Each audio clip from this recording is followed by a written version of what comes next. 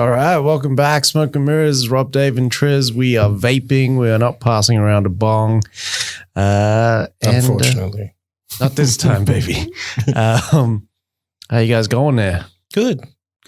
Might be getting a little sick. Sick? Yeah. It's weird. Like, I got a little cough, but that's about it. No, like COVID symptoms. No, nothing at all. Oues is in the clear. Yeah. Nice. How you going? Yeah, good, man. Good. Just been chilling, working, watching a fuck ton of anime, man. Black Bible. Please. I have an illness. Yeah. Just in case I sound like, Madsen. That's why. Michael Madsen? Not Virginia Madsen. Not Virginia Madsen. Yeah, I am also very, very good. That's good. How was your week there? Week's been going good. Week's been going real good. Just been chilling out, doing my thing. I'm just. So your dick is just out 24/7. I just can't do the walk around the house naked. Me neither. Always get real conscious about the neighbors there. Yeah, because I always have the blinds open, the window as well too. Yeah. Sometimes I will do the bolt from the laundry to the bathroom. All right, let's kick it off. So, unfortunately, we had someone pass away during the week. It was Wilford Brimley. So Wilford Brimley, it sounds like he was having issues with his kidneys. He was extremely sick and he passed away after being in the ICU wing of the hospital and then being in the dialysis machine. He passed away at the age of 85. So you might remember Wilford Brimley as Van Damme's father in Hard Target. Uncle. His uncle. Yeah. Yes, not his father. What? Uncle Boutreau. Uncle Boutreau? Nah, he had another name there. But, Uncle Ben. His last name was Boutreau. Yeah. Boutreau. You know you're making a mistake, eh? You wouldn't want to hurt my feelings. And he was also in The Thing as well. Who was he in The Thing? He was the doctor. Shit, he is too. Uncle Duvet. Duveau. Yeah. Duvet. Duveau. Belle Biv DeVoe. He was also in Cocoon and The Natural, and he did a whole bunch of like other TV projects as well. So to his family, friends, and fans, we do offer our deepest condolences, and hope you guys are hanging in there. Yeah. All right, so we'll kick in. We'll get into the movie news. So Courtney Cox is coming back for Scream 5. She's screaming for Cox. She's peeling it back. Pause. So this new Scream, I have no idea what's happening. Nev Campbell isn't back. I can't even that we know of. Not yet. They haven't like willed the big truck of cash. This one is going to explore like, what happened to Sydney after like, the other 4 fucking times she nearly died. And maybe, hopefully, she's the killer in this one. That'd be fire. That'd be a good she went twist. Crazy. I don't know who's directing this one because it is the first one. Is it the guys from Ready or Not? Yes. Yeah. Which I like that because that fucking movie was awesome. Yeah. You guys watch that? I haven't watched it yet. It looks good though. It's so good. And that chick in there, Samara Weaving, kicks ass, man. Yeah. She's really cool in there. This is the one where she gets married and then inaugurated into the family and then shit just goes sour. Right? And then, on their wedding night, they have to play a game. And if that game is hide and seek, then the whole family rocks up to kill you. And if you survive till sunrise, like you're in the clear. How would you look at people the same after that? I know. Like, imagine you're getting breakfast, right? And the father come up and you're just like, oh, good morning. It was a rough night. You had a good swing, all that shit. And it's just like, where the fuck do you go from there? Yeah. You don't. Fuck, Oues would still have the shotty on him. Yeah, man. I'd have to gun down everyone at breakfast time, straight up. Oues would be Lee Van Cleefing it under the table. Yeah. Pause. I'm going to shoot you under the table. I'm going to splatter your breakfast all over your face. That's what I'm going to do. Oues comes out like fucking Stiller with the Die Hard. Hey, fellas, eat your greens. And Netflix is now offering variable speeds on Android phones. Oh my God.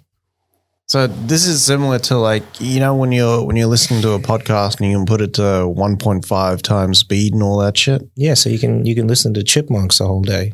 Yeah. You can watch Chipmunks now on Android phones. Would you do it? No. You guys have got Android phones. Why are you going to say it like that? I'm just asking. What do you mean got we the app? got Android? you ain't fucking with green bubbles? I don't even know what that is. No, I can't watch it like that. I can't even listen to a podcast like that. Like sometimes I'll hit the button on accident and I'm like, why does it sound like this? This doesn't sound right. And I'll look at it and it's like 1.5 and I'm like, this is disgusting. Even at like 0.5 times? Even at it sounds weird. Yeah. It just doesn't sound right. You see, like the only time I would see this as a viable thing is if all you had was your fucking Android phone and you were like a film reviewer or an analyst or something like that. I don't see myself sitting down like, yep, I'm going to make this 22-minute episode 18 minutes. Yeah, but like if someone was like, yeah, I watched the movie and the reviewer was like, admittedly, I watched it at 1.5 times speed. Nah. So for me, I would not trust that review. For me, this is going to impact reviewers, right? So they're going to chuck it on that 1.5 speed or however many times, whatever the highest is, so they can get in there and be the first review out, right? Watch the film, 2-hour film that's now an hour. My review's going up in an hour. That's what I don't like. That's fucking stupid. How would you quote a line? I think this is almost like the death of quotable lines from movies. Yeah, or like don't say that. Or the mood of movies. We only have one more Tarantino movie left. And then it's the end of quotables. I don't think so. I think there's some O that's going to come out. People have been aping Tarantino style for ages. Bullshit. We need another O that's going to come out. Bullshit. Tell me though, can you imagine if you heard someone's phone go off, like their jack got like disconnected, not their jack, but like their headphones fucked up and it was playing out their phone and all you hear is, you know, man. And it's just fucking, I am Iron Man. That was chipmunked out. Yeah, it's bullshit. Well, it's an avenue for Netflix, but I don't think it's the one that's like going to have like a lot of draw power. I don't think a lot of people are going to go for it. No, I don't think so either. I think the evolution of like, I'm no like tech specialist, but with a lot of initiatives at work, things like that, you opt for less clicks rather than more clicks. You know what I mean? Because you're trying to simplify your process rather than extend it. Mm. So I think with adding a function, you have to think about that too. And for me, it's more clicks that I don't need. If I can just hit play, I'm good. Yeah. Because if you're playing it and you're like on a train or something like that and you can't look at it all the time and then you're listening at a 1.5 times speed, why are you watching Netflix? Exactly. Yeah. Do something with your life. Be somebody. So Chris McQuarrie has gotten so much shit about this bridge over in Poland that he said was potentially going to be part of the opening for MI7. Yeah. So the opening was going to be a bridge partially getting blown up. Mm. So the bridge in question right now is unusable. It's been cordoned off because it's unsafe. Yeah. And people can't use it. Yeah. But because it's a 100-year-old bridge, that's what people are getting the shits about.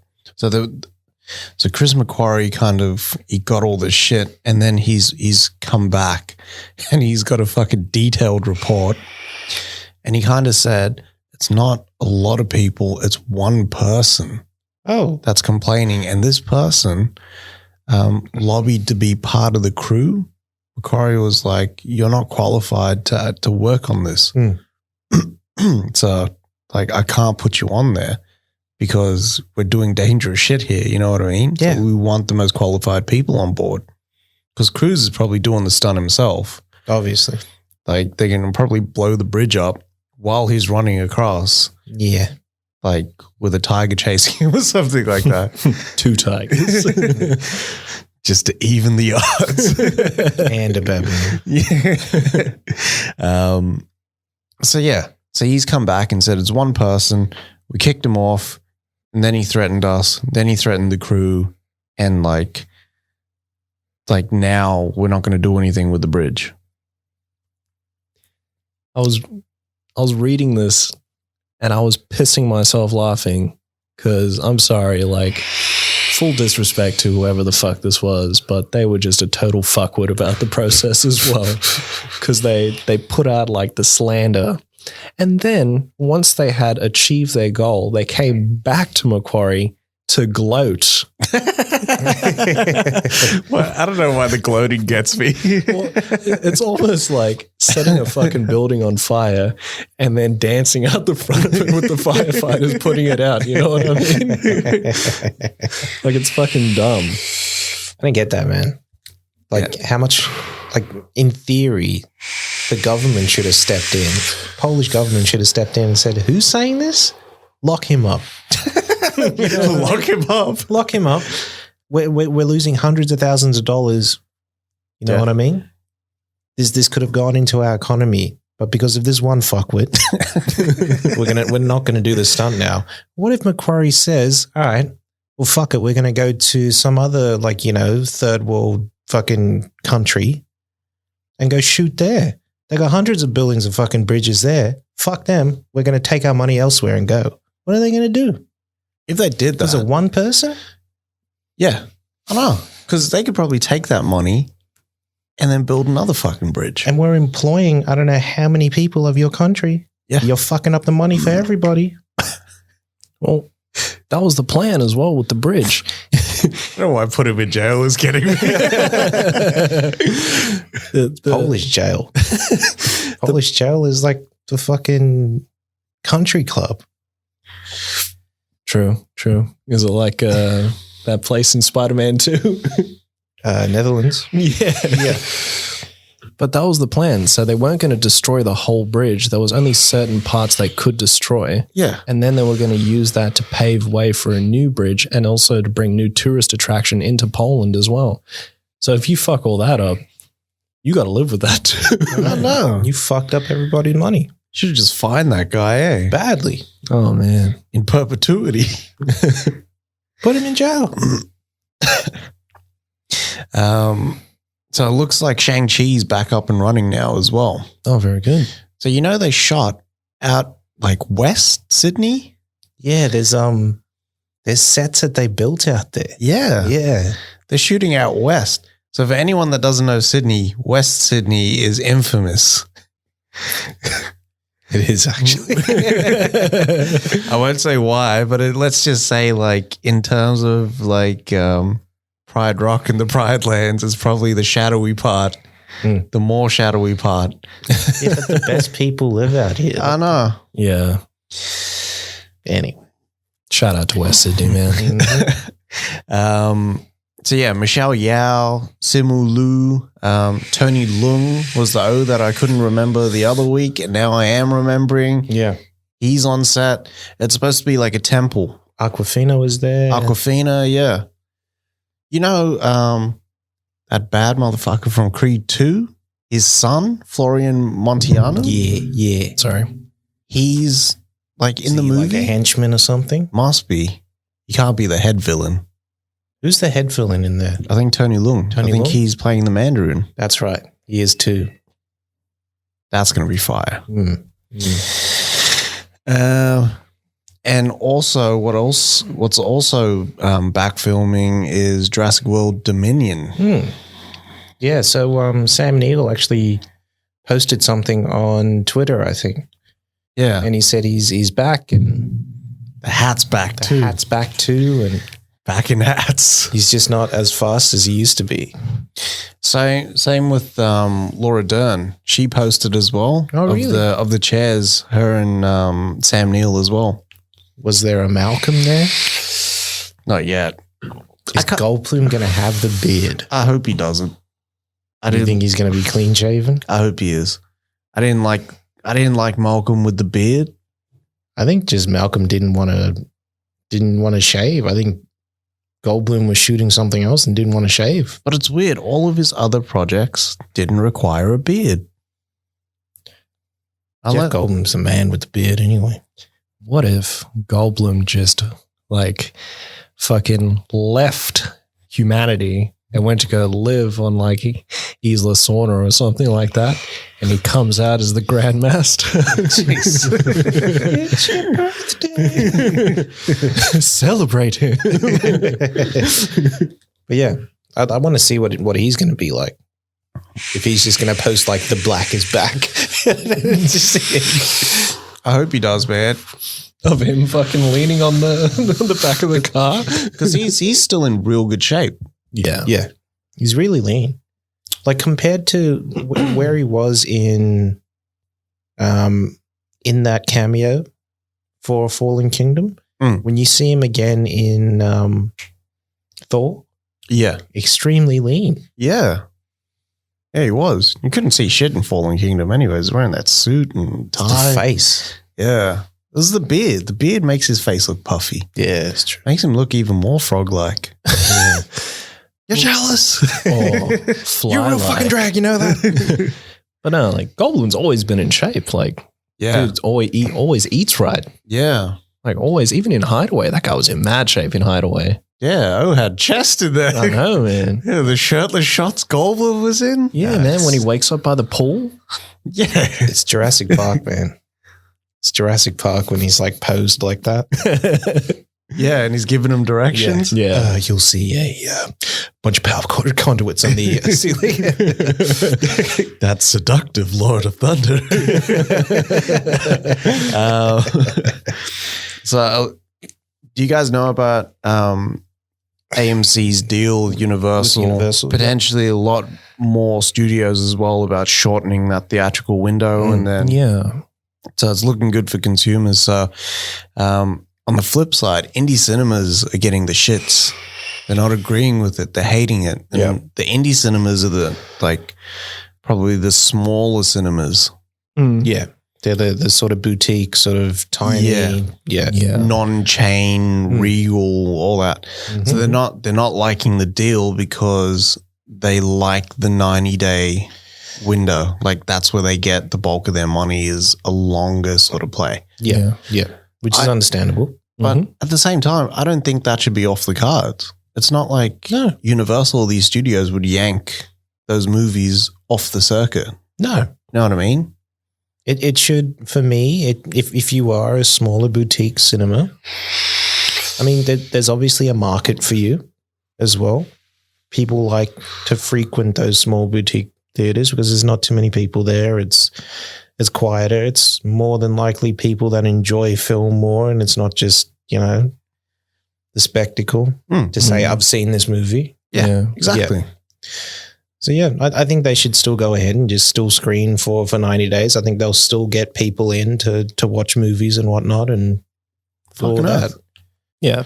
You have some people that have been inside for, nearly 6 months now. Yeah. And, I mean, the closest thing to being inside for a long period of time like that is the movies. So why would you not escape to the movies? I mean, you're out, you're doing something, you know. Yeah. Yeah. I think, obviously it's all for the consumer, making sure that we're looked after, things like that, which is great. But much like Dave said, we got to make sure it's open for the smaller cinemas because for me, sometimes it's harder to, secure. I wouldn't say secure, so we always get a seat because we always book early. Yeah. But there's some people who like to do the walk in and buy tickets. Yeah. And it could be like 45 days since the movie's come out and you could be like out on a date or something, or you just with your homies or something. Yeah, and, random. yeah. And you're like, man, I got fuck all to do. And you're like, oh shit, Jurassic World Dominion. I haven't watched that in like a month and a half. I'm going to go see that shit. And you walk into your local dandy and you're like, 3 tickets, please. See, I've caught a few movies on the back end of the theatrical window. Yeah. Weirdly, Mad Max Fury Road, Doctor Strange was like that. Mm-hmm. Couple of others. And it was just randomly, oh shit, this is still out. Yeah. I'm going to go see this because I haven't seen it yet. Yeah. It's like when you took me to go see Iron Man all that time ago back in 2008. Yeah. Yeah, Iron Man 2. I believe that was Iron Man 2. I think it was the first one because the first one ends with the Black Sabbath, yeah? And the credits roll through like that. Yeah. I think it was the first one, yeah. And nobody wants him. God damn it. Speaking about someone that nobody wanted for the role. So Laura, like after all like those stories about the first X-Men getting made, so Lauren Schuler Donner was talking about how MJ came into the office. This is Michael Jackson, not Jordan. Like came into their office, their studio offices, and petitioned for the fucking role of Professor X. Did he take the wig off? No, he didn't. So this is what she said. He was like fully like got his hair, everything. He was like MJ. He then like proceeded to show them like this presentation of Ghost, you know, that short film that he made with John Landis, I think. Yeah, it's John Landis. But he said, for the role, I can wear old man prosthetics. So like in Ghost, there is a portion of it where he's in prosthetics. Well, I mean, Thriller is wearing prosthetics. But this is like old man prosthetics. Oh, you know what I mean? Like to really sort of sell that he can do Professor X. Yeah. And then like, I don't know how the fuck they got out of that boardroom alive because MJ was like gunning for that role. I don't like, she didn't detail how they said no, but I don't think that O was like leaving. That's wild. It's kind of crazy. I don't know what I'd do in a situation. How could you turn MJ down? I don't think you could. Not at that time. What time was this? 98? 97? Yeah, around that. Around that? Like history would have come out when? 93 or something? How the fuck are you going to turn down, what's his face? What's it called? With Iman? Remember the time? How you turn down Remember the Time? Can't be doing that. That'd be really hard, actually. That was just after Blood on the Dance Floor. Yeah. But at the same time, it'd be like fucking, what's his face? Mission Impossible 3. MIB 2 or 3. When he's like, Zed, I can be Agent M. Oh, yeah. You know what I mean? Yeah. Do you reckon them was just like... I think they saw that or, you know, after that, they saw that and we were like, we dodged a bullet here, fellas. That was like maybe 3 seconds of like MJ acting. He was pretty good in all them other like short films, but he was in his element. Yeah. I don't know if it could like pull off pause like Professor X. There's a big pause. Can't feel anything from the navel down, goddammit. I just keep thinking of him like approaching in the wheelchair backwards and then doing the turn and he's like, hey Logan. And then like going through his script normally as well. This like Xavier's gift for school for youngsters. Hey, just like adding all his shit in there. That'd be fucking hilarious. That'd be fucked up. You know when Logan is like just hearing Professor X around him. Can you imagine if there was just the random?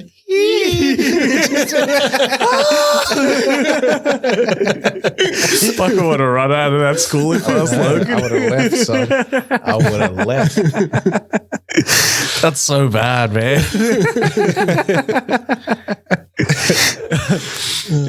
While we're on the X-Men tip pause,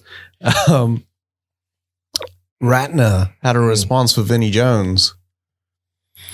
So he said, "We didn't mug you off, Vinnie. Pause. We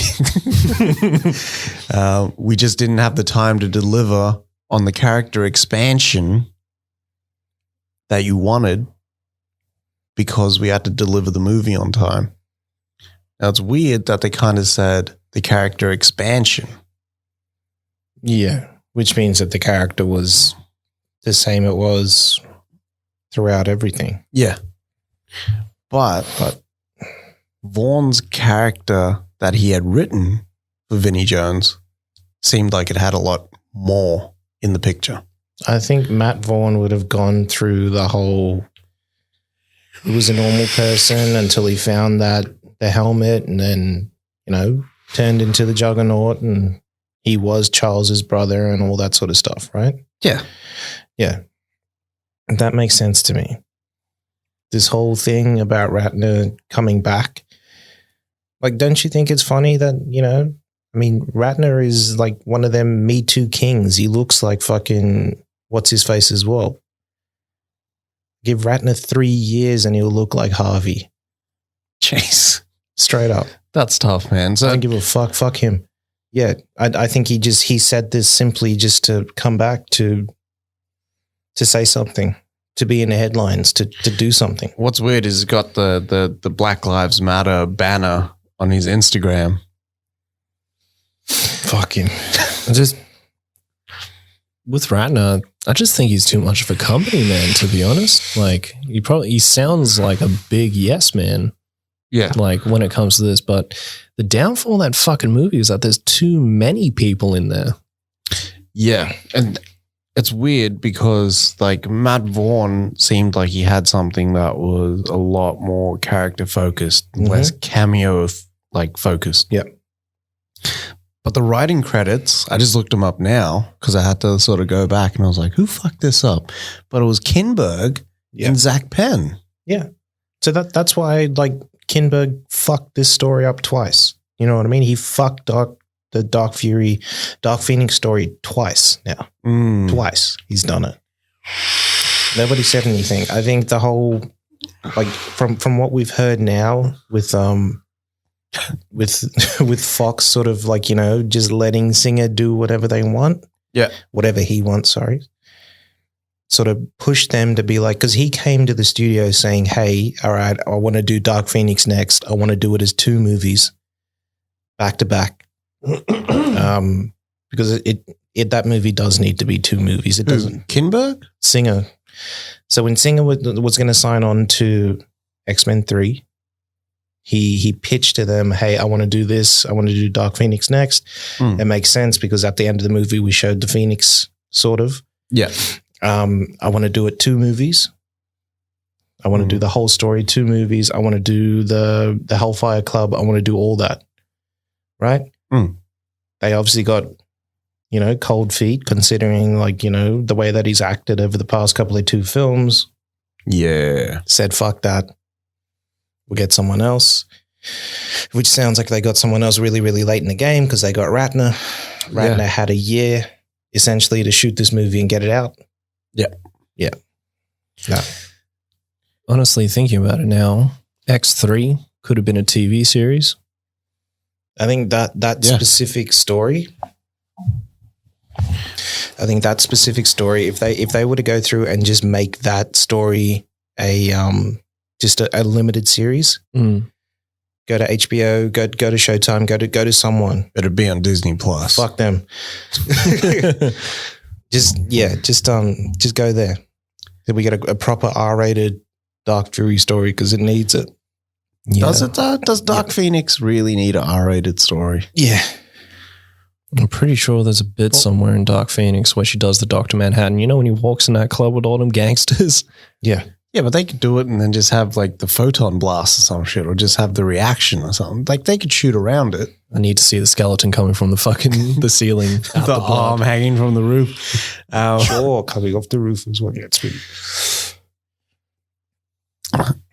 What Ratner gave us was really like an episode of the animated series. It was light like that. Yeah. But the subject matter for this movie should have been dark. They should have went dark with this one. Like the second one isn't that dark. Like you have like moments of levity in that movie. Yeah, 100%. All the way throughout that movie. This is the one they should have gone like, okay, fuck it, we're gonna go deep on this one. Yeah. You know what I mean? I think with that story spread over 2 movies, it just makes sense to have all the stuff from the comic in there. I want to have Shaw. I want to have the rest of the Hellfire Club. I want to have all of them. But then Matt Vaughn did it PG-13 in First Class. Ooh. And it worked. And he pushed it. Yeah, but look at that subject matter. You know what I mean? Like it's different. It's shot different. Yeah, but the themes are different. I mean, you're showing the whole Nazi thing and everything. Him being a Nazi hunter as well. that was bad. The fucking coolest thing in the world. Mm. You know, when they first said we're going to make a Magneto movie, I was like, I don't want to fucking see a Magneto Same. movie. Especially a young Magneto movie. Yeah, I was like, fuck, Ian McKellen's fucking great. Why would I want to see like I know. a young? And then they were talking about like the de-aging him, and I was like, fuck that movie.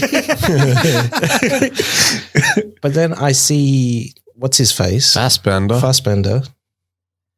and he just kills it. Like I that. Those know. parts for me are the best parts of those movies. Yeah, and it's not the sort of epic, No, it's like sort of superhero-y bits. It's the relationship between him and Xavier. yeah, fire.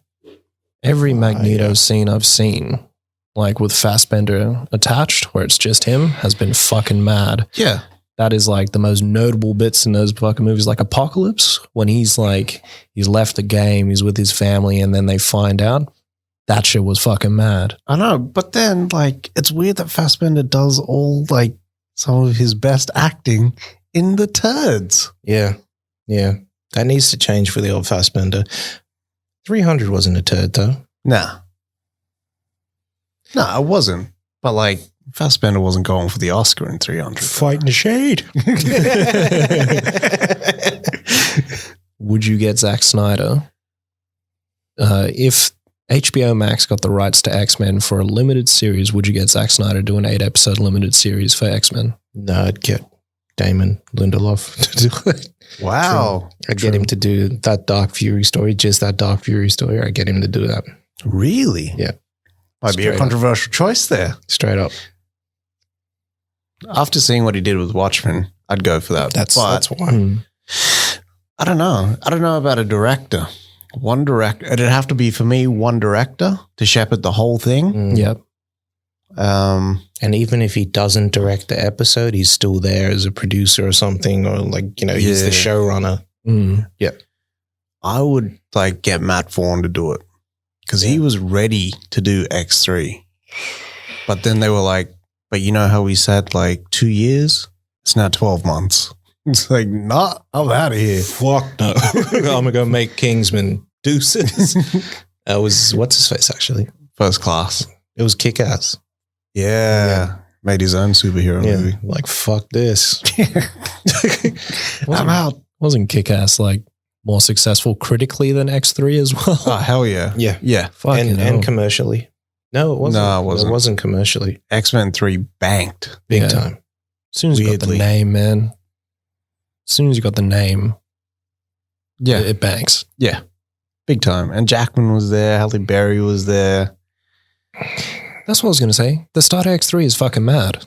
With the Danger Room, Yeah. best part of that movie. That is the best. Yeah. How you fucked that up, man?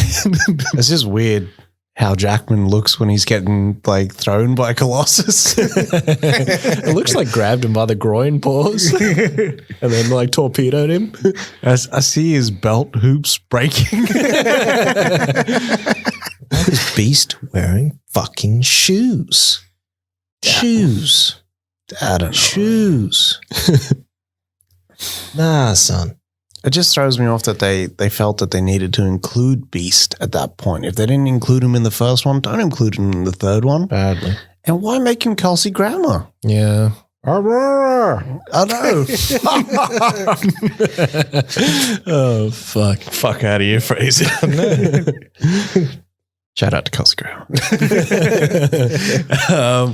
The Lord of the Rings series is shooting in NZ at the moment. Mm-hmm. I didn't know what's-his-face was filming this. Jackass. Yeah. J.A. Bayona. Bayona. Yeah. Wow. Is he the showrunner or is he directing? He's just directing. I'm pretty sure he'll just direct like a few episodes. Okay. If I was there, I would just be like canceling every plane and just make him direct the whole show. Yeah. Well, that's what they were saying. They were saying there's the potential that he's going to direct this whole season as well as the next. Fucking do it, man. Yeah. Why not? But I guess the news that came out was that Galadriel, Elrond, and Sauron are going to show up. Sauron's actually going to be in here. Yeah. They're speculating that it might be because there were multiple rings of power. It's about his journey to actually make this one ring to rule all those. Yeah. Rule them all. So it's the game story. Yeah. Basically. Is what we're getting. Is this what we're getting? I don't think it's the game story. What's the game called? Shadow of Mordor. This is Shadow of War. This is the second game that they're making then. I think it's before this. Yeah, I think it'll go much before and then lead into it. So it'll go prior to Shadow of Mordor and all that and then lead in. I wonder if Sauron will be like a man, like a mage, kind of. You are Sauron. What? In the game, you're Sauron. You become Sauron. That's what he's doing. I didn't know this. Yeah. That's what he's doing. He's uniting he united the what's his faces, the orcs and all of that to build his army against what's his face. This is the game. Spoilers in case anyone didn't know. Yeah, I didn't know that shit. Yeah. But it all makes sense when you start playing it as well. Like uniting those armies. Yeah, and the elves and everything, and that he's got an elf wraith and all that sort of stuff, and that's why he's got those powers. And yeah, he's Sauron. That's what they're doing. That's what it sounds like. Yeah, I'm not mad at that. I'm not mad at that either. That's fucking fire if it is. Fuck yeah. Maybe they'll have big war scenes like that last season of Thrones. Can you imagine if they did have big war scenes? They'd have to in this. Yeah, that'd have to be better than fucking mad. Better than Game of Thrones. Like war scenes, which is going to be hard to top. TV. Bezos is like Bezos. Jeff Bezos. Yeah. The man, the myth, the legend. Oh, snap. It is too. So he's got billions. They bought the fucking rights for $1 billion. Oh, they got money to spend. Yeah, they spent $1 billion on this shit. You think Jeff is a big fantasy head? Do you think he is? I think he is because he's a sci-fi head. I know he is for that. He's building a fucking Halo in space. Sci-fi, fantasy go hand in hand. Yeah, that's true. What do you call it? Did you guys ever see that comic where it's little Jeff Bezos, little Diesel Jeff Bezos? And he's like... Diesel baby. Shout out to Diesel Zamora. What do you call it? He talks in the comic. He's like, when I grow up, I want to be a dragon. And everyone's like, you could never be a dragon. You're a human. You could never grow up. And they laugh at him. And then it's like 50 years later. And it's just him slinked up around all this gold. Jeff Bezos. Damn, man. Yeah. All right. Yeah. Jeff, they got capital behind them. Yeah, big time, man. They making this like win an Oscar or something like that. That'd be fire, actually. Do you reckon first TV show ever to win an Oscar? Do you reckon Jeff ever just like, don't call me Jeff, call me Hefe of the world. Hefe des Hefe. Jeff Bezos, dead eyes. Fuck. Paul W.S. Anderson came out and said that Monster Hunter is trash, is 100% completed. 100%. So he actually said it's trash and it's also completed. Yeah, he knows. He knows it's trash. I'm willing to be fucking surprised with Anderson. I liked Event Horizon. Resident Evil was all right. Soldier doesn't have the best track record. He's probably got like maybe a 30-70 split. This is not that though. This is him getting into his adaptation bag. So we'll get the characters, but they won't ever do what the characters do. They won't ever be the real characters. But were there real characters in Monster Hunter? Wasn't it an online game? You were the character, weren't you? No, this played Monster Hunter. There's an actual story behind it. Monster Hunter shit, dog. Is it like the character? Is there a character in Monster Hunter, or is it the monsters that are the characters? All right, so this is a big one to explain. Let me get my big boy pants on. But essentially, Pantaloons. with the ever growing, fucking chart of monsters out there, there's an ecosystem that needs to fucking thrive. And in that ecosystem, you have you and a tribe of hunters. And essentially, when that ecosystem decides to break out and make a new food triangle, you have to cull that.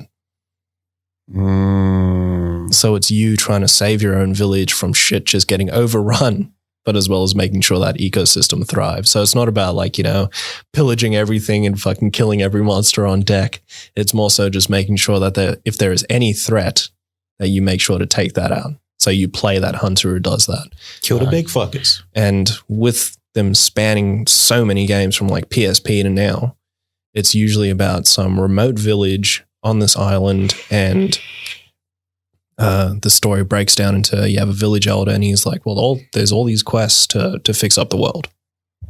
Obviously not about, hey, the army found a portal into a new fucking world.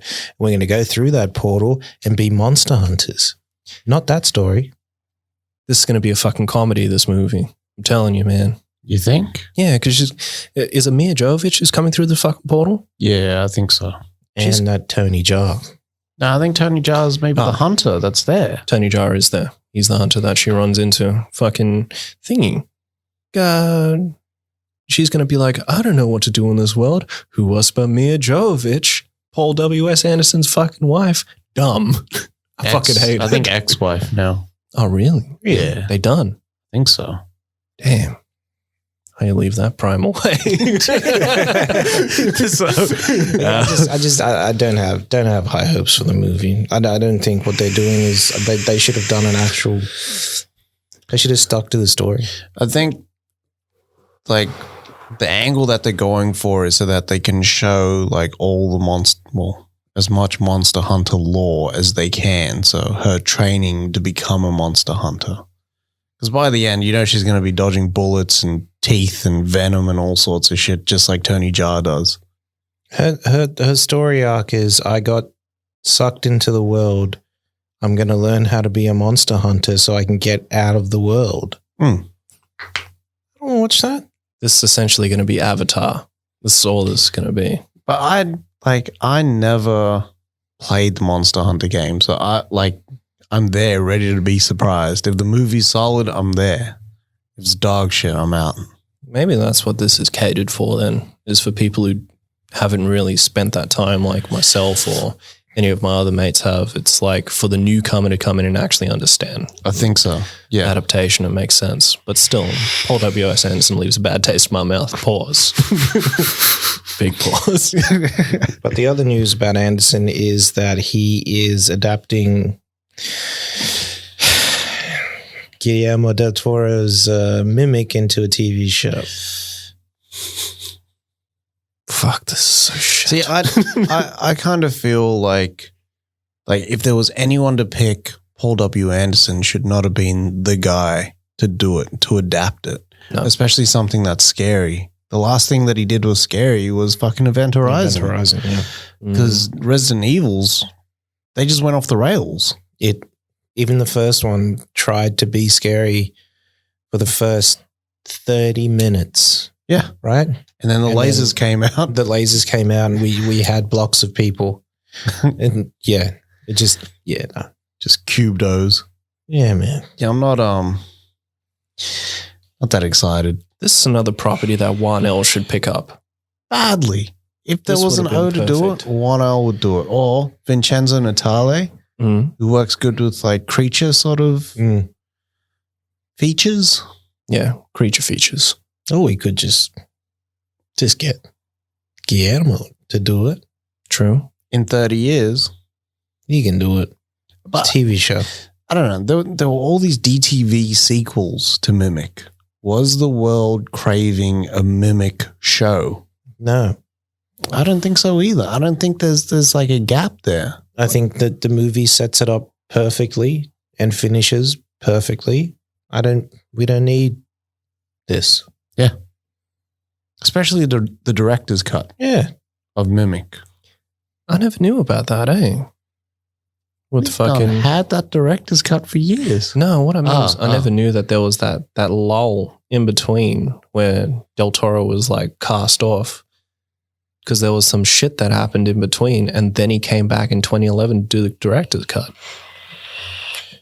I'll bring it up. I didn't know that either. Yeah, I was reading about it before. I was like, what the fuck is going on here? That's nuts. Del Toro cast off and then he actually comes back. I thought he did a commentary on Mimic as well. He does. Fuck, when was it? Maybe we just push ahead and then you can come back with that mimicry. Yeah, man. Haha. Yeah. So Brad Fuller's been talking about Hannibal again. Again. It's like think the second week in a row. I reckon I they're think going to revive it. Brad Fuller talks about Hannibal every year. Every single fucking year.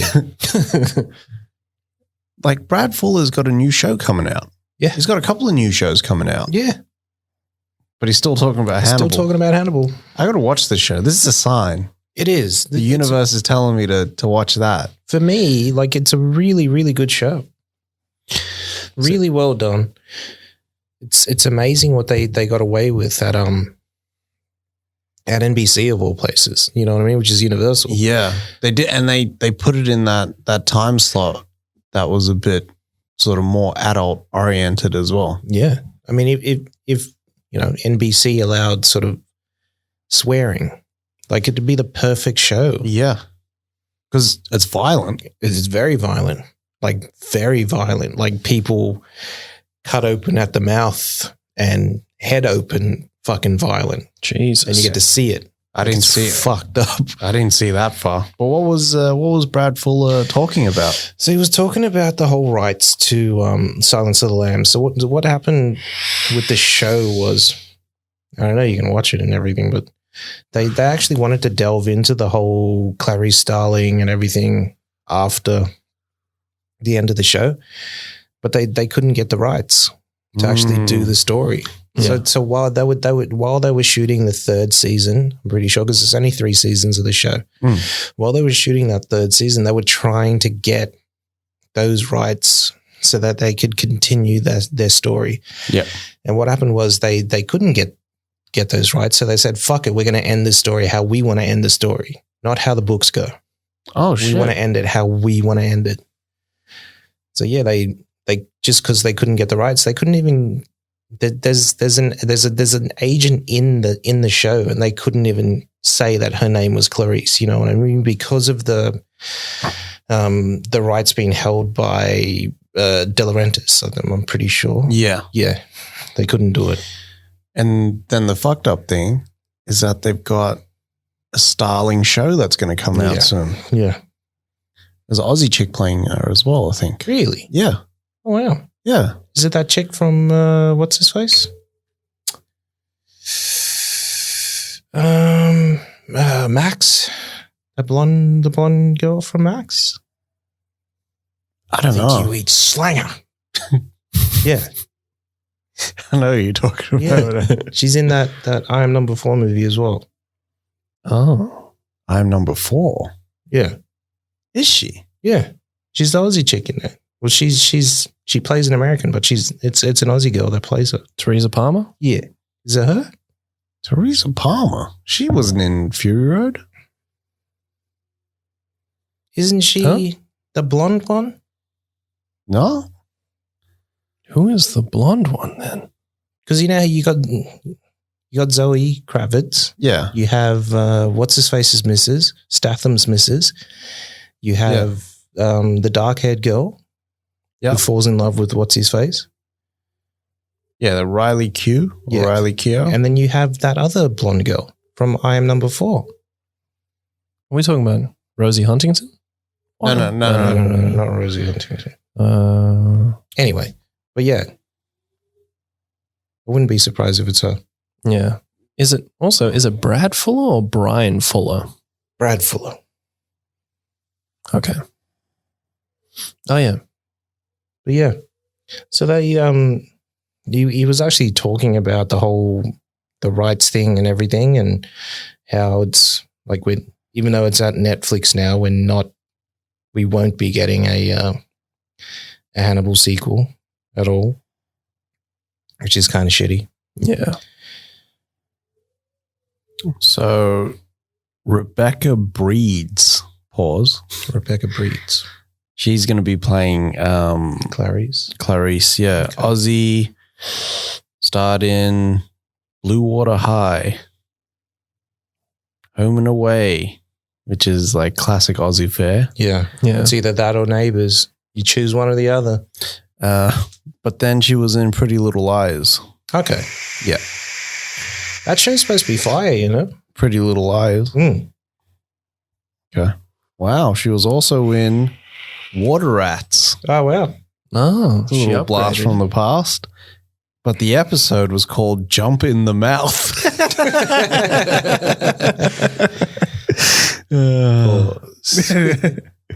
Fuck it. I'm going to sit down and watch Hannibal as soon as I get over this anime fucking binge. Oh, yeah. So, you know, Mimic came out in 97, right? Yeah. So Mimic was actually taken away from Del Toro in post-production by the Weinsteins. Fuckers. Strike again. But because of the success of Pan's Labyrinth, Fuck you, asshole. because of the success of Pan's Labyrinth, 14 years later in 2011, he was able to re-edit Mimic and put out that director's cut. So Del Toro came through the doors like, You'll give me what I want. Your mother sucks fucking big fucking elephant dicks. Got that? Fuck, I love the got that at the end. Got that. fucking hell. Yeah. So apparently it was like a very big thing. Was that happening? Dick riders, man. Like, how can they like, oh yeah, your other movie did successful. Those like did well. So like, come in, finish your movie. Did they say what the reason was that the Weinsteins were so adamant about taking the movie away? No. Runtime. Fucking losers. Runtime? Motherfuckers. Excuse me. I don't think the director's is even that long. I think it's like an extra 8 minutes or something. Fucking hell. I feel like watching that again. You know what I feel like watching? Phantoms. Affleck, you're the bomb in Phantoms, yo. Same. Seth Rogen was talking about the abandoned Pineapple Express sequel. Mm-hmm. I don't know where they would have gone, to be honest, Yeah. at the end of Pineapple Express. Where were they at the end of Pineapple Express? Everyone's dead. Like, they kill that criminal organization or whatever in that end shootout. But Red's still alive. Yeah. And half dead as well. I didn't want to be that guy that fucks it up and falls asleep at slumber party. We'll just put our dicks in your mouth.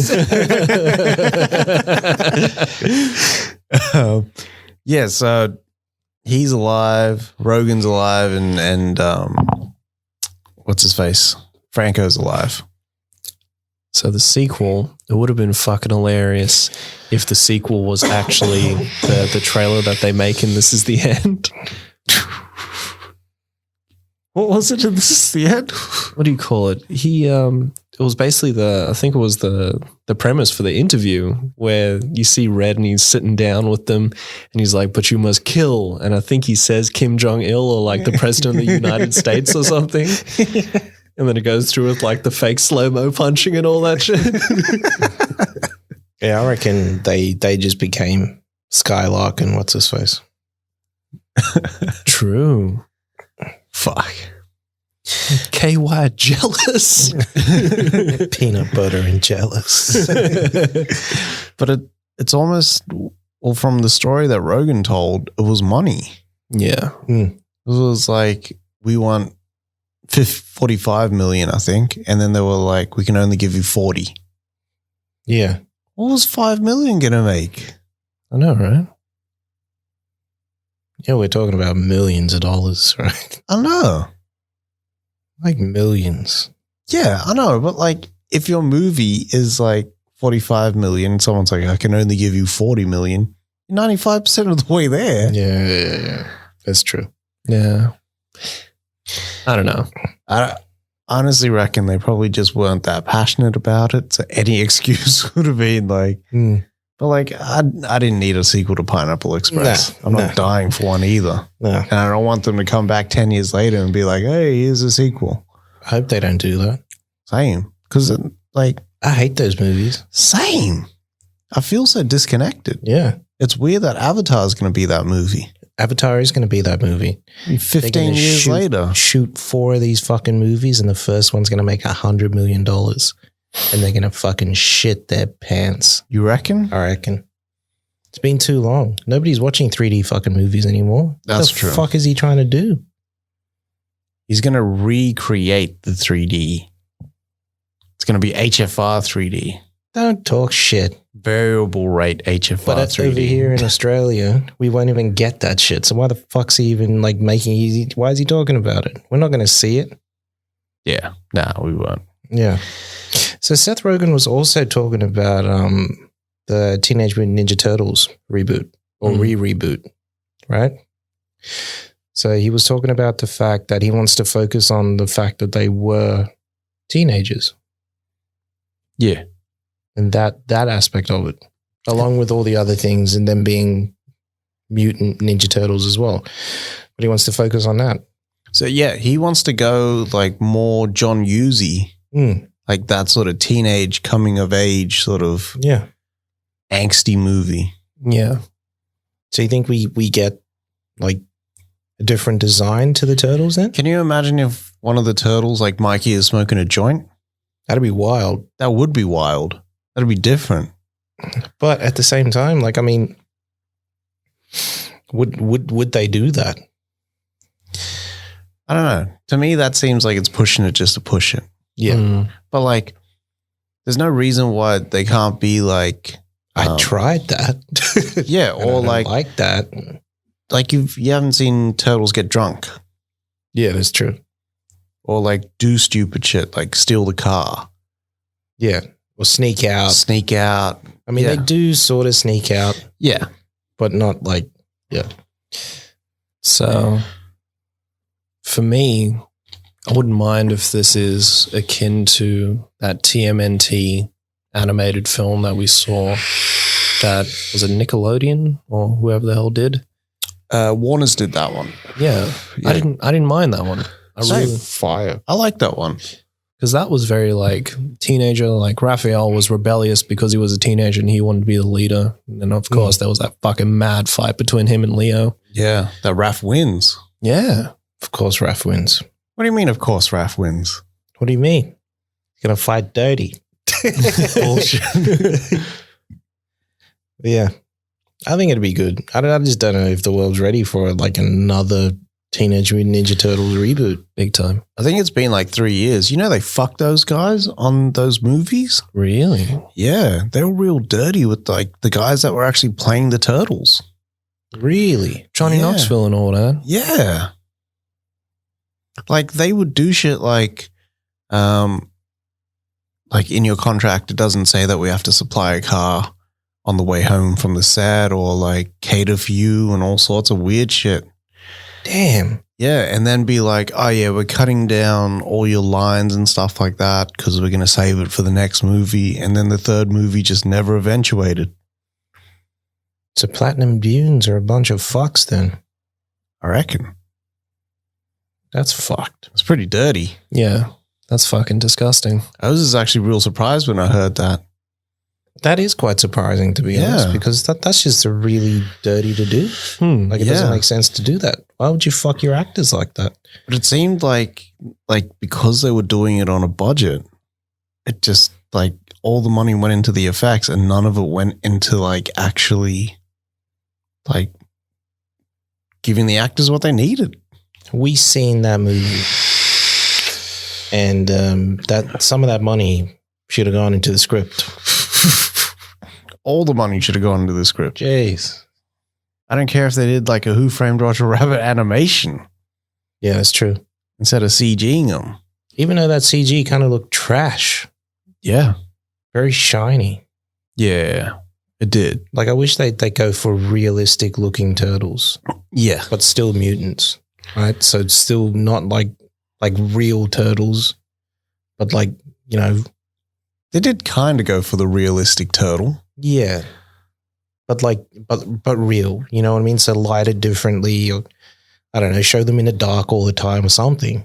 So you don't see them outside in the sun. And so why the fuck would ninjas be out in the day? Yeah, wearing the black suits. It's the same thing that I have with Batman. Batman should never be in the day. That's right. Why was he in the courtroom and Harvey Dent's getting acided to the face? Because he was part of the jury. He's Batman. How awkward would that have been to be the O sitting next to Batman? Imagine Batman just there sitting.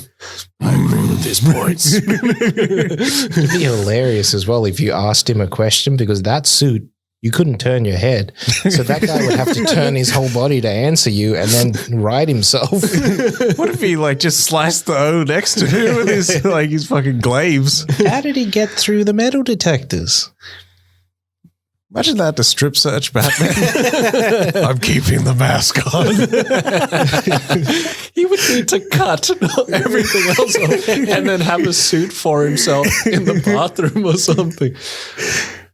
See him just walk away in just his tidy whities, but he's still got the blades on the arms. Just spray on latex in the middle. Yuck. Imagine if he just rocked off in body paint. That's fucked. That's why he had the nipples. That's bad. Big Batman dong just flying around while he's running. Just manscaped his balls. All right, so we had Disney potentially selling Woman in the Window, which has been like in the can, ready to go, and delayed to the fuck house for ages now. Mm-hmm. Hell is Woman in the Window? Woman in the Window is Rachel McAdams? No, Mm-hmm. Amy Adams. Amy Adams, yes. Ah, yes, this movie. And she's like, it's like Rear Window. Yeah. In a way.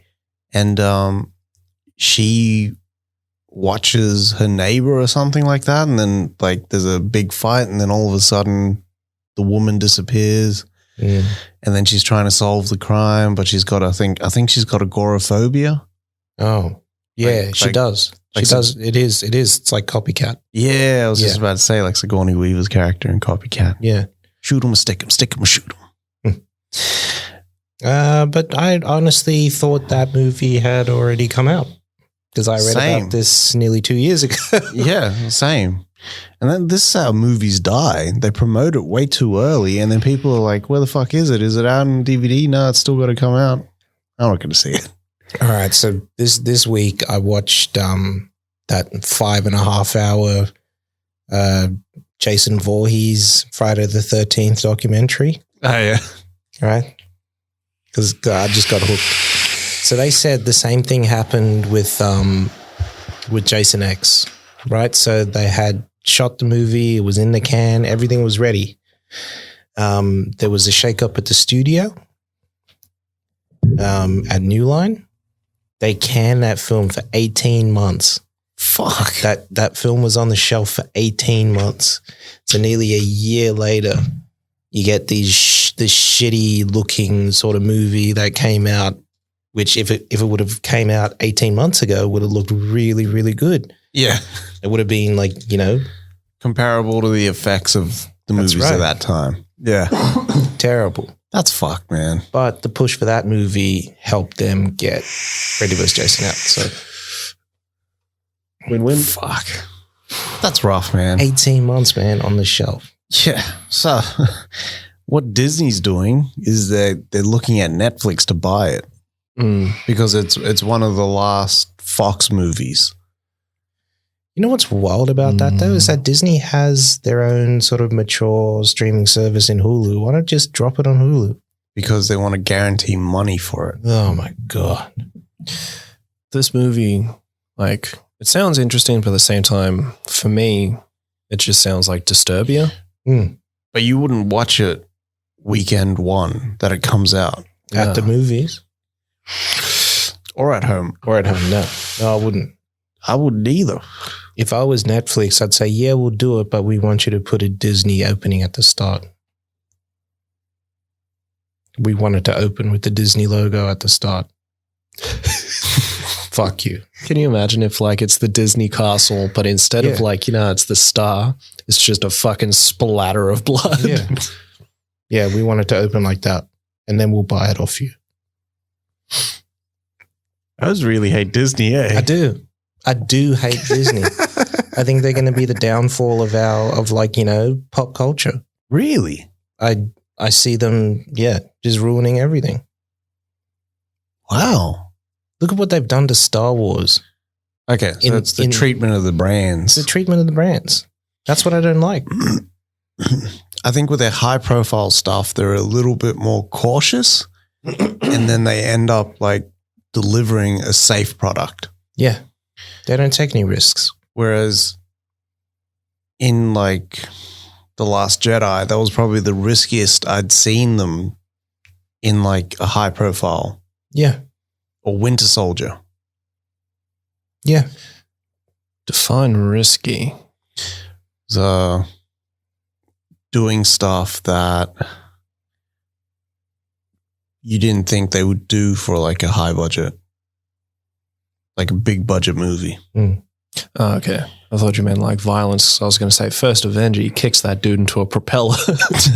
Yeah, but that was Paramount at the time, so they didn't care. Oh, true. Very true. Well, they were still gunning for that PG-13, but yeah, they were probably taking... I think those Marvel films should have stayed over at Paramount. They should have done what they did. The only thing that you need there, you don't need Disney there. You do not need them there. For Marvel, you need Feige, which I understand. Yeah. But Star Wars, there is no Feige. You know what I mean? And that was the problem that they had because there was no overarching plan. Yeah. They didn't plan out the movies. No. Which they should have. Oh, hell yeah. JJ should have been their Feige. Someone should have stepped in to be their Feige. Fucking what's his face? Lucas should have stepped in to be their fucking Feige. Yeah.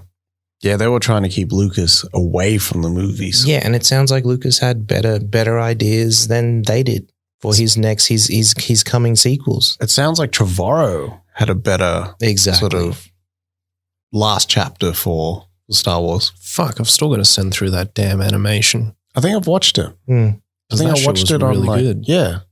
And then like Trevorrow, the way that he would have done that next movie and then them giving in to fucking fan pressure. Yeah. Like, I don't like that, man. They should have said, fuck you. You're going to come see our movie anyway. This guy's going to stay on. We're going to keep this guy on. Yeah. Because he's got great ideas. He's not just going to do what we want him to do. Yeah. You know what I mean? Like the simplest thing is if they should have just said, if you assume it makes an ass out of you and me, and should have ended it there. Because they made an ass out of themselves. Yeah, well, they paid $1 billion to do it. $1 billion ass. I can't talk. $1 billion ass. Pause. So DiCaprio is getting in bed with Apple, with his production company, Appian Way. That's $1 billion ass. That's America's ass. So Appian Way is producing that Killers of the Flower Moon movie, but also any original shows that DiCaprio's teams. Yeah, I gotta say, like Apple is doing some really, really good things. Yeah. Like the film and TV wise, really, really good things. Yeah. Really adult things, which is funny for me. Yeah. Like, I didn't expect. I expected them to do like to go the Disney route, but they went completely opposite. Like that, there isn't that much children's content, right? Yeah. There is like children's stuff. I think like Muppets and stuff like that. Yeah, but I thought the Muppets was Disney. Actually, it is. It's Yeah. another. It's another thing. It's another thing. I don't know if it's Fraggle Rock or some puppet show. Yeah. But it's mostly like geared towards adults, and It's those first reports that came out on Apple's content where they said we're only looking for like G-rated stuff, and like we're not going to put out anything that's edgy or swearing. yeah, And remember how they were like doing a lot of firing and hiring, and there was a lot of like crew moving around and stuff like that. So it seemed like there was a lot of shit going on behind the scenes. Yeah. But I think they just dialed it in, and But I think that's going to happen when your streaming service is only original content. yeah, And then now, like, they're acquiring all these mad documentaries and films and series and stuff like that. Like, that Beastie Boys doco? amazing. Fucking mad. Yeah. That was crazy. They it's weird because they're sort of they're getting the stuff that people want to see. They're getting the shows that people want to watch. Yeah. I mean, when you think about it, like Apple and Disney launched at the same time. Yeah, Disney's got more users, possibly. Disney does. They've hit their 5-year goal in 12 months. Mm-hmm. But I think Apple has more content I want to watch on it. If I'm looking at originals, just originals, Apple's got more things I want to watch on it. Yeah. Right now. Besides Mando and all that sort of stuff, which It's only Mando. it's the only reason why I still have Disney Plus. Very true. Yeah. Is because of Mando. Yeah. It's the only reason. I don't watch Artemis Fowl. I don't watch the cartoons or anything. I don't even watch those Marvel movies because I have 4K Blu-rays. I go for your originals, and you don't have content. You've got nothing. Yeah. And you're pushing back probably like the only 2 things that I'd want to watch. Yeah. Like that are coming out at the end of the year, which was Falcon and the Winter Soldier and WandaVision. Yeah. Yeah.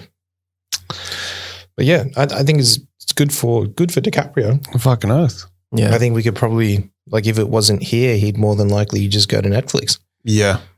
It's funny that Netflix didn't pick up Killers of the Flower Moon. I couldn't believe that either, considering Irishman? The Irishman, Yeah. and how like he had a really good time over there. Wasn't pressured. Could do whatever he wanted to. Make a 3-hour movie. Literally do whatever he wanted to. $200 million budget.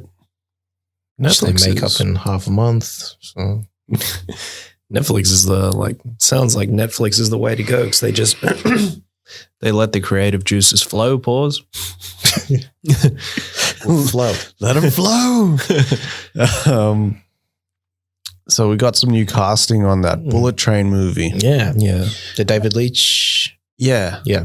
So Joey King. I've seen this chick before as well. Chick from the first Conjuring, one of the daughters. Yeah. Yes. Yeah, it is. So she's joining the cast to star opposite Brad Pitt. That's So wild, man. I always thought it was 2 snipers on a fucking bullet train, That's the book. but it's actually like 5 assassins in a bullet train. Yeah. But isn't there another movie coming out like that as well? Something very similar to this movie? Like, is this theme for the next coming year? Or? For like action movies? Yeah. Yeah. I don't know. I thought it sounded similar to some other movie. I like the setting of the bullet train though. And I always thought like 2 snipers, one sort of against the wind, one sort of with the wind, like sort of trying to fire at each other and shit. Yeah. When I was reading that it was 5 people, 5 assassins in a train, and their objective is kind of similar to each other. So it's all about they're going to kill each other, and the last one standing gets to the objective at the end, whatever the fuck it is. Yeah. I thought it was going to be more like 4 rooms. Yeah. And tell each individual story like that, and then just slap it all together at the end. Yeah. I was thinking that Rick and Morty story where they're on the train. Oh, yeah. And they've only got stories about Rick and Morty. Yeah. I think this is going to be good. I think the action's going to be really, really good. I don't think Brad Leach. I don't think Pitt's done an action movie in years. Has Pitt done like that sort of slick, but violent, hard-hitting action movie? Nope. No. Yeah, I don't think he's been in the 8711 training room yet. That'd be sick, man. I'm hoping that he has such a good time on this that he comes back for something that 8711's going to do. Wasn't Reeves and Pitt both in My Own Private Idaho? River Phoenix.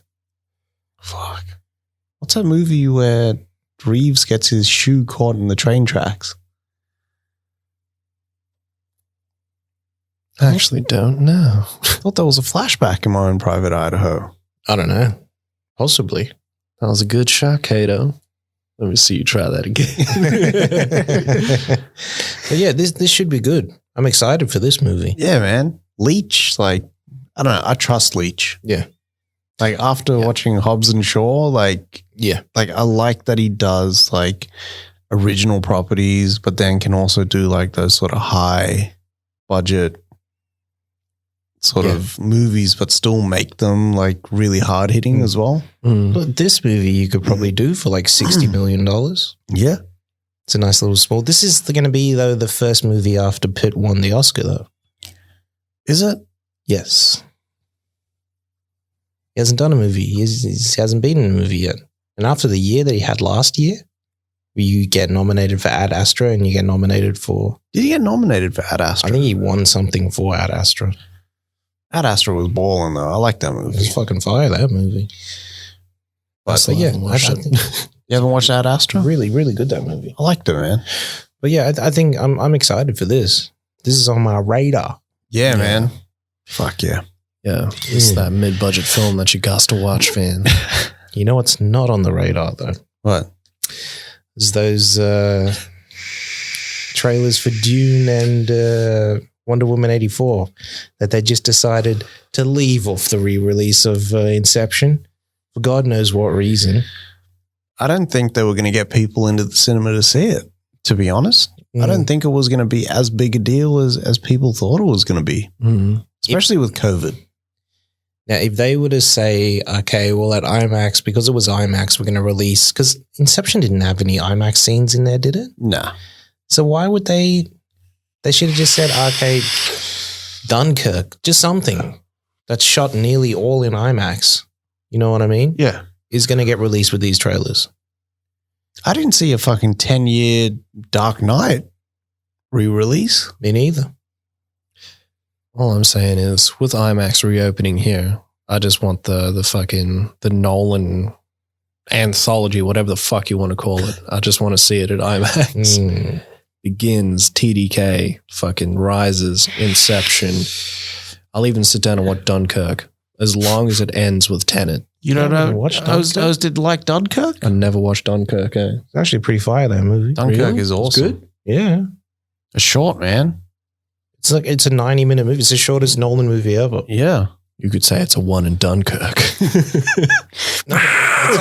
It's actually really good and extremely well done. Yeah. Because it's just like short, taut, Yeah. pause. And just like really, really focused. Yeah. Okay. Like there's no filler. Yeah. Like it's just this is Just what we're the doing. mission. Just bang, bang. It's always the mission. See, when I grabbed the 4K pack off you to watch Batman, I was like, yeah, I'll sit down, I'll watch Dunkirk, and then I watched Inception. And then I just never watched fucking Dunkirk. Never went back. Inception is fire on 4K. Fuck yeah. Fuck yeah. Cool. So we had some trailers launch, fellas. Yeah. So we had the Boys Season 2 trailer. Mm. So I think this is the second trailer. So I was For it? asking about season 2 because is it season 2 or is it season 3 right now? Because 2. okay, and they just greenlit season 3 straight away, or think that's so. the news that I saw. All right, because I was like, season 2. Renee's hell wet. I was just about to say that shit too. Yeah, this looks insane, man. Yeah. It looks like the budget's bigger. Everything's just bigger. That budget for the first one looked pretty big. Yeah. Pause. This one looks even. They drive into a fucking whale in this one. That's fucking mad. Into a whale. Looks go nuts, full man. Jonah. Big time. It looks Yeah. disgusting. I'm so happy that I actually sat down and watched that first season. Fucking, that shit was fire. So I'm pumped for yeah. this. Yeah, It's man. still fresh in the brain too. Y'all ready for Yeah. this? There was a trailer for Ratchet as well. Yeah. See, I didn't watch this. You didn't trailer. watch this trailer? No. This looks good, man. Did you watch it? It looks Does look dark good. as fuck. It looks weird though. Yeah. Like it looks sort of like Twin Peaks, like that sort of tone. Well, I want to see, like, you know, how her character became the character that she was. It looks like This- her character was just exactly the way that she was. a cunt. She looks like one in this show. She's the worst thing. She like makes me so mad. When I watch Cuckoo's Nest, she's like just makes me mad. Like physically mad. I was just throwing popcorn at the screen. Badly. Because you just know, like, she's just like, she doesn't know how to have fun. You know what I mean? Yeah. And she's in a mental institute. And she like, yeah. Those need to watch them hits. I got to watch it again. Yeah. For sure. Then we had The Sleepover, which is Netflix's new Goonies type kids adventure movie. Okay. Okay. Yeah, it looks pretty ordinary. Oh, really? Yeah. I wasn't really feeling the trailer. Really? Damn it. Yeah. Is there any like notable people on this though? or- Yeah, Joe Manganiello's in there. Oh, okay. I forgot who the mother was. Because the mother's like someone notable as well. I forget. Mm. I don't know. And then they've got she was a thief. And then she leaves clues for her kids to pick up so that they can rescue her because her and her husband get abducted. And then they go to her ex-fiance, maybe? Okay. And then they've got to extract this thing, pull one last job. And then the kids are trying to rescue them. Righto. So it sounds like Spy Kids. Kind of, yeah. Righto. Marlon Ackerman. Yes, Okay. Marlon Ackerman. Silk Marlon, Spectre. Marlon Ackerman's coming back. Yeah. We got a trailer for Raised by Wolves, which is the new show that Ridley's doing. Yeah. He's not actually doing, he's producing. Yeah. Got a Yeah. nice, there's an Aussie in there as well. So Yeah, what's his name? Bimmel, Travis Bimmel. Yeah. So this is the reason why he left Vikings, eh? I think, Yeah. yeah, we'll just say that's why he left Vikings. But yeah, this looks fucking fire, this show. This is Yeah. a big budget, this show. Yeah. Where is this show at? HBO. HBO. Yeah, it is. Yeah. So they can kind of do whatever. They can got just that have dong shots all day long if they wanted AT&T to. money. They got that AT&T money over there. Of course they're going to do whatever they want. But yeah, this looks fire, man. This does look good. So Like the story, the Three Little Pigs, when she's telling that story yeah. in there, I was wide-eyed. White knuckled. So the story is that she like they're trying to grow human beings again to get civilization started. Mm. And I guess guide civilization the way that they see fit. And they are robots. Mm. And then they've got like I believe they like to be called androids. Do they dream of electric sheep? Human impaired. And then they've got like this infiltrator, and it's fucking Travis Bimmel, and he's bringing the noise and the truth. He's like the budget on this looks fucking giant. Massive. Yeah, man. It looks solid, this show. Like it looks like a movie. Like it's got that Apple look to it. That's what I'm going to say. It's got that Apple look to it. Yeah. Like it looks like that money is on the screen. Yeah. And it looks like they use like the best cameras in the world. Yeah. It looks big. It looks big. CG, big sets, actors. Massive sets, actually. Like it just looks, it looks rich. This is the second like show trailer wise that I've seen from HBO Max for like Lovecraft Country and then this, and both of them look fucking amazing. Is Lovecraft Country an HBO show or an HBO Max show? HBO show. Because that way they can still show it on cable. Cable. For all those people that haven't cut the cord yet. I always thought this was like the weird thing about HBO is that there's so many different entities. Yeah. Like HBO Max, and then they got HBO Go and HBO Now and HBO like. So that there is no HBO Go or Now anymore. It's all been folded into HBO Max. Yeah. But they still have HBO. So It's not TV. is it like Foxtel? How Foxtel has Foxtel? Is it fucking Foxtel Now and then Foxtel Play and all that shit, and then just Foxtel? Binge And then Binge, yeah. and KO and all that. Yeah. We don't mention Binge. KO is all about the sports. Yeah. You realize the KO like UI is like miles better than fucking Binge? Really? Fucking miles. You do fucking picture in picture in fucking KO That's crazy, man. on your Apple TV. Why wouldn't they? Leverage that because Exactly. they're fucking stupid. That is fucking stupid. We also had a trailer for Judas and the Messiah. Yeah. Just wild. Yeah. This is Lakeith Stanfield and Daniel Kaluuya. Yeah. Oscar nominated Daniel Kaluuya. Yeah, it is Oscar nominated Daniel Kaluuya. Daniel Kaluuya, Doing big things, man. big things. Kind of looks like Maul from. I was going to say, like, if they ever made the JBP movie, Kaluuya should be Maul. Fuck it up. And Ghost should be Joe. Who's going to be Rory? Fuck. Rory. They should just get twins and cast one as Rory and cast one as Parks. Fuck, Big Red. But yeah, this looks fire. I never heard this story before. Yeah, me neither. So they've got an informant in the Black Panther Party. Yeah. But he's like a forced informant. Yeah. So he's having to choose between what he's kind of loyal to and like his life. Yeah. Yeah. So Lakeith Stanfield plays that character Yeah. where he's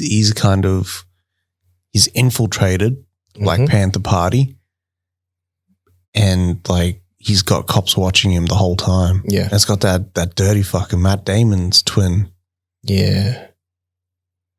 Jesse Plemons. Jesse Plemons. Fuck that guy. Ever since Breaking Bad, I've been like, fuck that guy. Jeez. He's a good actor, man. He's a damn good actor. That's why it works that I hate that guy. Because, like, God. It was so fucking stupid as well in the show. He just, yeah. Yeah, that was the character. Mm. And in that other show, Black Mirror, that he was in. Fucking weirdo in there. Yeah, he was a dickhead in there too. Yeah. Jesse Plemons really let himself go between Bad and El Camino. Though. I don't know. He did it for the role. Did it for... He's on this other TV show now and he's got to play like a really overweight guy. Oh, fuck. Yeah. So that's why he's like that. Wow. Yeah. Okay. Yeah. It's not by choice. He had to. It's obviously a method man. So not the method man. I'm the method man. Yeah. So Matt Vaughn was talking about The King's Man, which should have been fucking out already. Near the start of the year already should have been out. Yeah. And then who fucked us? Just so we're clear. Disney. What do you call it? When you say the King's Man, it fucks me up. Because like this picture like Tarzan. So this would be, you know, I'm watching the King's Man 2, Golden Circle and shit like that. So the King's Man apparently sets up the Kingsman 3. Yeah. I was wondering about that as well. To see where they're going to go. Yeah. But like also how they would kind of link it. So what I'm thinking is that, you know, with Kingsman 2, they introduced the Statesman. Yeah. They'll probably talk about them founding those two and how, was it Britain and America that came together during the war? Allied, yeah. Yeah. So that would probably explain that and how that comes together. And then it'll probably flow through in regards to that. If something ever happens to the Kingsman, the Statesman will provide resources in that. But it's weird that they'd kind of go back just to tell that whole story.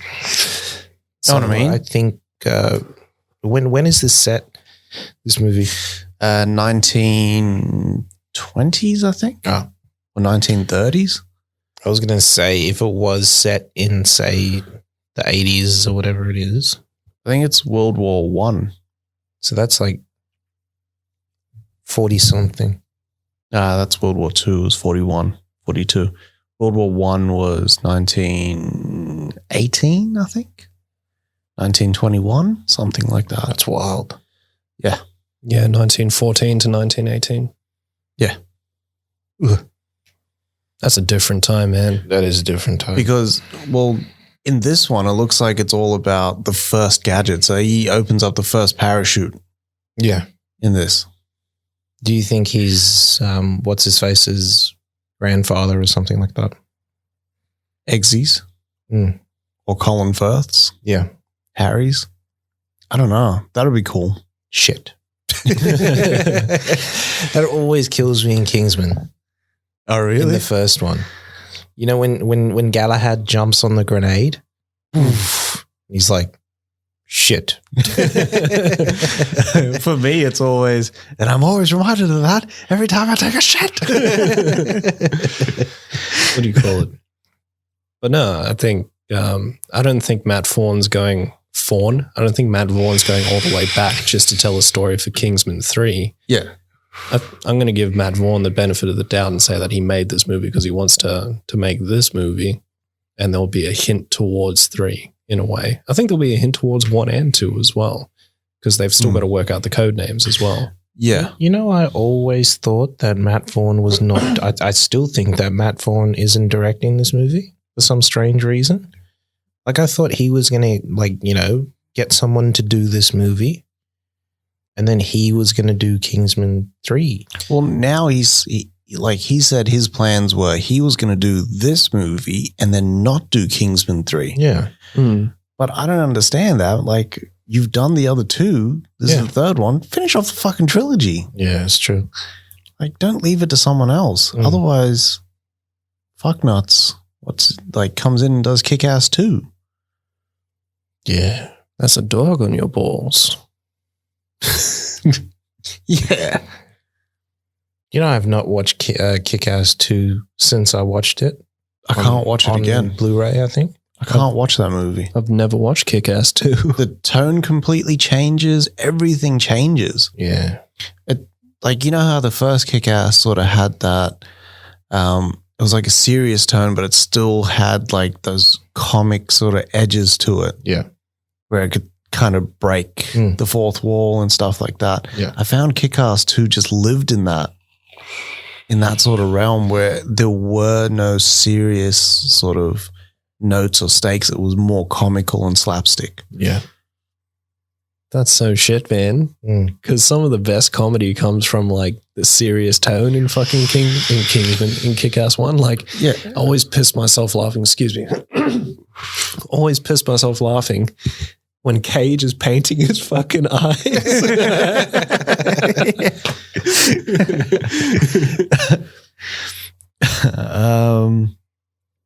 Well, here's something they got a lot of people shitty. So, Disney had their stakeholder call this week, and Bob Chapek, the new CEO, was kind of talking on there, and he unveiled that Mulan is going directly to Disney Plus. Yeah. At a fee. And that fee will be, I think, $30. $29.99. So it's pretty fucking expensive. Like, if you're in the States, that's damn near like $50-$60. $30 over here, I think, is pretty standard for a new release, digital.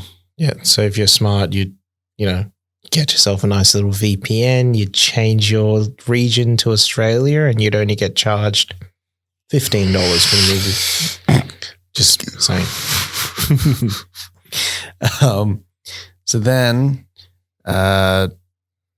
So they're now charging money for it. It'll stay on your account. You can watch it for as long as you want. It'll just stay there. Oh, I thought it was straight up rental. Nah. That's why it was going to be like, $30 just for the rental is wild.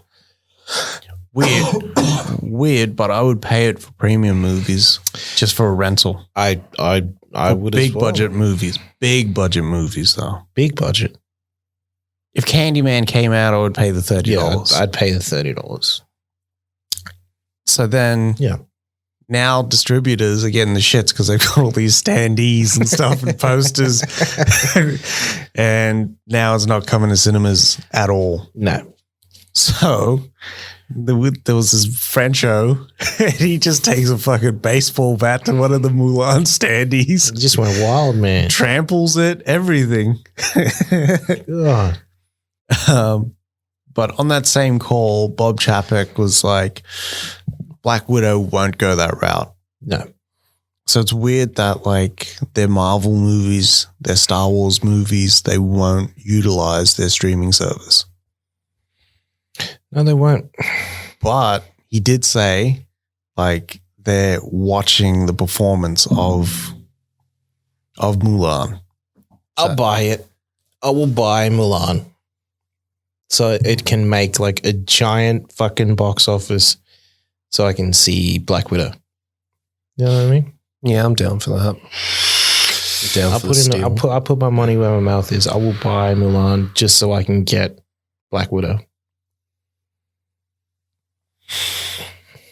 I don't know why they're not doing it now anyways. Because Black Widow could be the reason why a lot of these shows are now held up. You know what I mean? So just fucking release Black Widow. Can you imagine they make like, $300 million on people just renting, not buying, renting Black Widow. Yeah. They'd be laughing. And then they make a further, 50 million, maybe 100 million, possibly. If Disney, with actual Blu-ray sales. If Disney was smart, they would put out Mulan internationally at the theaters. Mm-hmm. And then stateside, just do that Disney Plus thing. I don't know why they just want to be different from fucking Universal. We won't do that. Yeah. We can't do that. As soon as that money start coming in for Mulan, they'll change their fucking tone. Mm-hmm. That's why I reckon this Widow won't come to PVOD is like a for now. Yeah. Same. I think a lot of studios release plans will change when they start seeing the money. Yeah. I mean, Trolls is one example, but as soon as we get like 5 or 6 big budget movies making big money on premium VOD, the game changes. Yeah. Well, come on, man. If you can only like rent it, you know what I mean? It's still going to be out. You can only rent it though. It won't stay on your Apple account forever. You have 48 hours to watch the movie. After that, it's going. I would rent it. Like, I'm dying to see Candyman. Man, same. Fucking hell. I'm just dying to watch horror in general. Yeah. Same. I want to do I swear I just want to do like a Friday the 13th marathon. Would you get that box set that's coming out? Fuck yeah, I'd get that box set. It's a big old box set too. They're not releasing in Australia though. They never release in Australia. Shout out to not shout out, but just like start releasing shit here, man. Mm. JB Hi-Fi says that there's no new releases coming out on 4K besides Flash Gordon and Back to the Future. Lovely. Anyway. All right. Ryan Reynolds released a cut of Green Lantern, his own cut that he put together. Beautiful. That features some footage of the Green Lantern movie. Sorry. It's also got Tom Cruise in there from I don't know what movie. It's probably Taps. And then it's got a shot of Lantern taking off in front of the Justice League. Fucking Ryan Reynolds just trolling. I love it. But he did say that he would be in Snyder's cut Yeah. if you wanted him to be. And he debunked that he is going to be playing Hawkman and Black Adam. Yeah. Which could be true. Yeah, because he kind of also did say, but I do whatever The Rock tells me. Yeah. So in theory, if The Rock says, he's just said, if The Rock asked me to do it, I'd do it. Yeah. Yeah. He's going to be Hawkman. So we're going to see a Kevin Hart cameo, Of course. in Black Adam. Oh, fuck yeah. Of course. You'll Even if it's him just getting crushed by a car or something. Yeah. Or The Rock saving him. Yeah. What if Kevin Hart plays the young version of The Rock's character of Black Adam? He's the 12-year-old Black Adam. What else we got here? So Sony is actually planning a Who's the Boss sequel series. Yeah. The Dancer is coming back. Dan's is coming back. The Milano's back. Everyone's back. They're trying to, cash in on that Roseanne reunion sequel series thing that they did. Yeah. Which is fucking wild when you think about it. Yeah. Because the character, what's his face's character's dead the whole time. In Roseanne, the very last episode, you find out that Dan, what's his name? John Goodman. John Goodman has been dead the whole time. And that's the series has been her remembering everything that happened. Yeah. Died of a heart attack. Jesus. It's fucking deep. That's wild, man. Yeah. Which is why the sequel series that came out kind of didn't make sense. How could that happen? Anyway. But yeah, Who's the Boss coming back? Who's the Boss had a fire opening though. Did it? Yeah, the song for Who's the Boss is fire.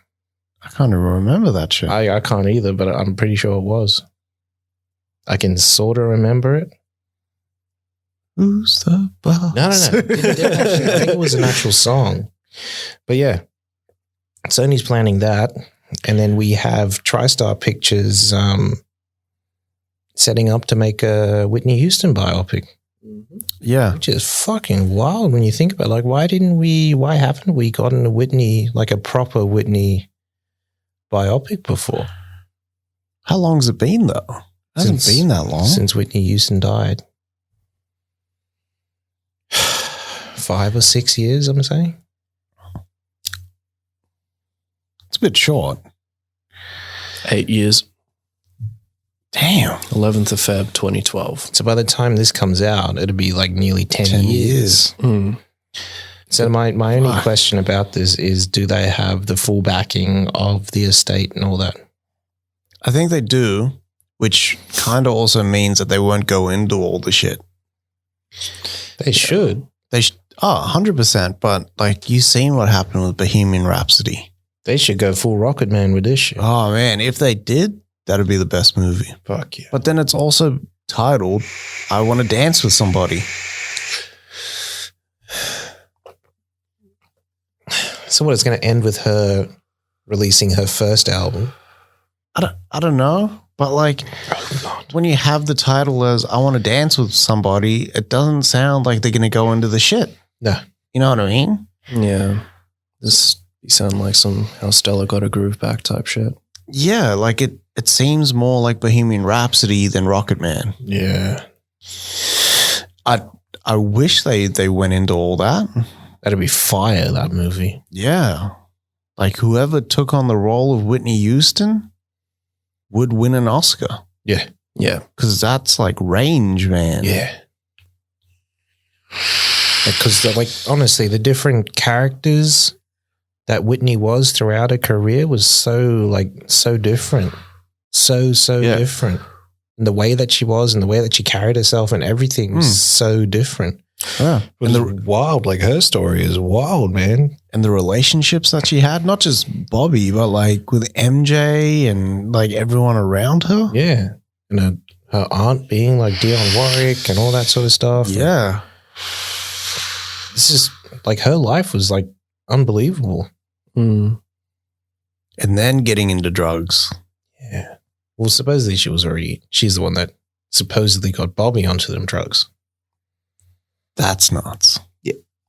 That's why I was a little bit worried with this shit. Like you were saying, with the estate, like back that. Yeah. Well, the estate would just be like, you're not putting that in there. You're not putting this in there. You're not putting that in there. You're not putting this in there. Yeah. Just kind of shit. Yeah. Then it'd just be like completely sanitized. It's the Hallmark fucking Whitney Houston biopic, which we don't want to see. Yeah, where all the juicy shit is in like the fucking prologue notes at the end. Or in the trailer. Yeah. Or like you're saying about Bohemian Rhapsody, it's just going to be where the chick looks through the front door and sees like the shit on the table, and then that's it. Yeah. It's fucking nothing. I want it to be like a hard R-rated fucking let's go fucking Rocket Man. Yeah. Fuck Rocket Man was good. But with so much in Whitney's life, they could have pulled the new edition as well with the series. Yeah, that makes sense to me. If they did it as like a HBO limited series, Fuck yeah. be able to get everything in, that'd be mad. Yeah. But they want the Oscars. They want the awards and they want the acclaim. The accolades. They're probably even going to try to get Dexter Fletcher to do this fucking movie. Yeah. No, they're getting someone else. Who? I don't know. I think it's just hard to direct, even the fucking concept of Whitney Houston. But moving on with concepts, we've also released some new concept art for Avatar 2. Yeah. So what we had was we took a look at underwater mechs, or what were they called? Like human ran underwater mechanical mech suits. Apparently they look like crabs. Yeah. They got crabs in Avatar too. It's funny, like the mech was cool, but I like the underwater bit of that because I want to see more of that. Yeah. Because that sounds fucking fire. That whole movie is supposedly set underwater. For real. That's crazy. I kind of see it just like fucking episode 1 where they go into the Gungan. Don't say that. Like that's what I sort of see it as. If I see one Jar Jar in there. You say that we gonna die. That's fine. There's so many reboots coming out, man. They got a Ren and Stimpy reboot dropping. Yeah. Same animation style? You'd hope so. If it's a reboot, or are they just going to go, like, since Rick and Morty's hit, everyone's trying that shit now, right? yeah. So apparently they tried this shit already in 2003, and it was like fucking over the top adult fucking Ren and Stimpy. Apparently it was real fucked up. Bam. Bam, bam, bam, bam, bam. Stimpy, you idiot. But like, yeah, now they're bringing it back. So yeah, I'm actually curious to see how it'll be. Yeah, man. We've also got a reboot of The Man from Nowhere coming as well. Yeah. So Man from Nowhere was a South Korean movie. I haven't watched it. I've only watched the end fight because it was always on one of those YouTube montages of like best end fights. Yeah. It's supposed to be fucking fire. Yeah. It's supposed to be really good. So South Korean movie. And he's trying to get this little girl back from a human trafficking ring. Yeah. So he's like a shop collector. A shop collector. He's like a pawn keeper. Yeah. Pawn shop owner. Yeah. Because pawn keeper just sounds fucking hilarious. He's just a seedy guy. I know. I'm a pawn keeper. Just brought back memories of Swayze getting arrested in fucking Donnie Darko. Yeah. We also got Sorry, I was just going to say the exciting news on that is that it's Stahelski and Kolstad that are developing the project. So 8711 is going to have their fingerprints all over that. It's going to be fucking fire. You should just get Bernhardt to do it. To do it? What do you mean? Be the character. I was big about the Bernhardt, huh? Yeah, ever since that action thing that Adkins has been doing. Yeah. Like that Bernhardt episode, it's like really, really good. Do you talk about putting the candle out? No, he does talk about that though, about Bloodsport 2. But we also had James Wan planning a Knight Rider film reboot as well, which is kind of weird. I know. This is James Wan's second attempt at bringing a fucking popular series back from the dead. Yeah. Because he did that shit with MacGyver. He did too. That's James Wan? Yeah. MacGyver. James Wan did that shit. MacGuffin. MacGyver didn't even have the fucking hair. Why would anyone watch that show? He had some sort of hair. It's a mullet or nothing. Exactly. If he doesn't have the mullet, where's he going to hide? I think he had the high front mullet. Where's he going to hide the pocket knife? Where's he going to hide it? The paperclip. That's true. AMC is also planning a Stay Tuned remake. Yeah. Yeah. Did you guys remember Stay Tuned back in the day? I only remembered it when I seen the article. I didn't know what it was. I didn't know what it was until I saw, okay, John Ritter, okay, this, and then, okay, yeah, they get sucked into the TV. I've seen that movie. Yeah. I know what that movie is. Is that the one with My Three Sons of Bitches? Yes, it is. It is the one with My Three Sons of Bitches. But yeah, that could be good. I don't know if it's like series-wise how it's going to go. Why does it need to be a remake, though? I don't know. The devil could have picked someone else, another family. Exactly. And just did the exact same thing and do that with a new family every week. It's constant. Let's see how I can fuck with these people now. Yeah. All right. For me, I don't care about who's going to be like the people sucked into the TV and all that. I want that devil to be like just fucking unreal. He needs to be not like scary or anything. He needs to be charming and all that sort of stuff. Like the devil probably really is. He needs to be Billy Zane. That is Billy Zane. Billy Zane would fucking kill it. no Billy Zane. Bald Billy Zane. Yeah. Yeah. That'd be bald Billy Zane. Yeah. Yeah. So we got some news as well that Nia DaCosta will direct Captain Marvel 2. Yeah, it's been tapped to, that's pretty cool. Yeah, off the strength of Candyman. I'm telling you, Candyman is the most fire fucking movie this year. Most fire. I'm thinking that too. Like my most anticipated right now, and probably the one that's going to pay off the most as well. For me, it's Tenet. Tenet. It's my most anticipated movie. I think we get to the end of the year and Candyman plays better. No. We'll see. We'll see. At the end of the year, we're having a conversation. Out of 100 fucking fire emojis, you know that Candyman is going to be like 3,080. Jeez. It's compulsory. Candyman's up there, man. Yeah, for Nia to get that off the bat, like, I mean, it's a movie that people haven't even seen yet. You know what I mean? Feige probably like requested. I think it's been on the cards for quite some time now. What, that Nia was tapped? Yeah. He doesn't do anything half-assed, this man. Nah, but that's what I'm saying. Like, he probably got a screening of Candyman, and from that... I don't think he's even watching Candyman. I think he's watching some of the other stuff that she's more than likely done. What else did she do? I don't know. I know she's done other stuff other than just Candyman, because you wouldn't just get Nia for Candyman straight off the bat. She would have done some other stuff. Yeah. Or he's probably met her. Or he's spoken to Jordan Peele. Yeah. Or Ava DuVernay. Or Ava DuVernay. Because Ava's doing what? She's doing The Old Gods. That's a DC. Yes. Whereas she was going to direct Black Panther at one stage, remember? But then she didn't like the control that Marvel wanted to have. She wanted to push it in different areas. Yeah, but then we got Coog, man. Yeah, I like the Coog. Fire. So apparently, prior to this, Nia DaCosta's only done Little Woods. I don't know what that movie's about. Okay.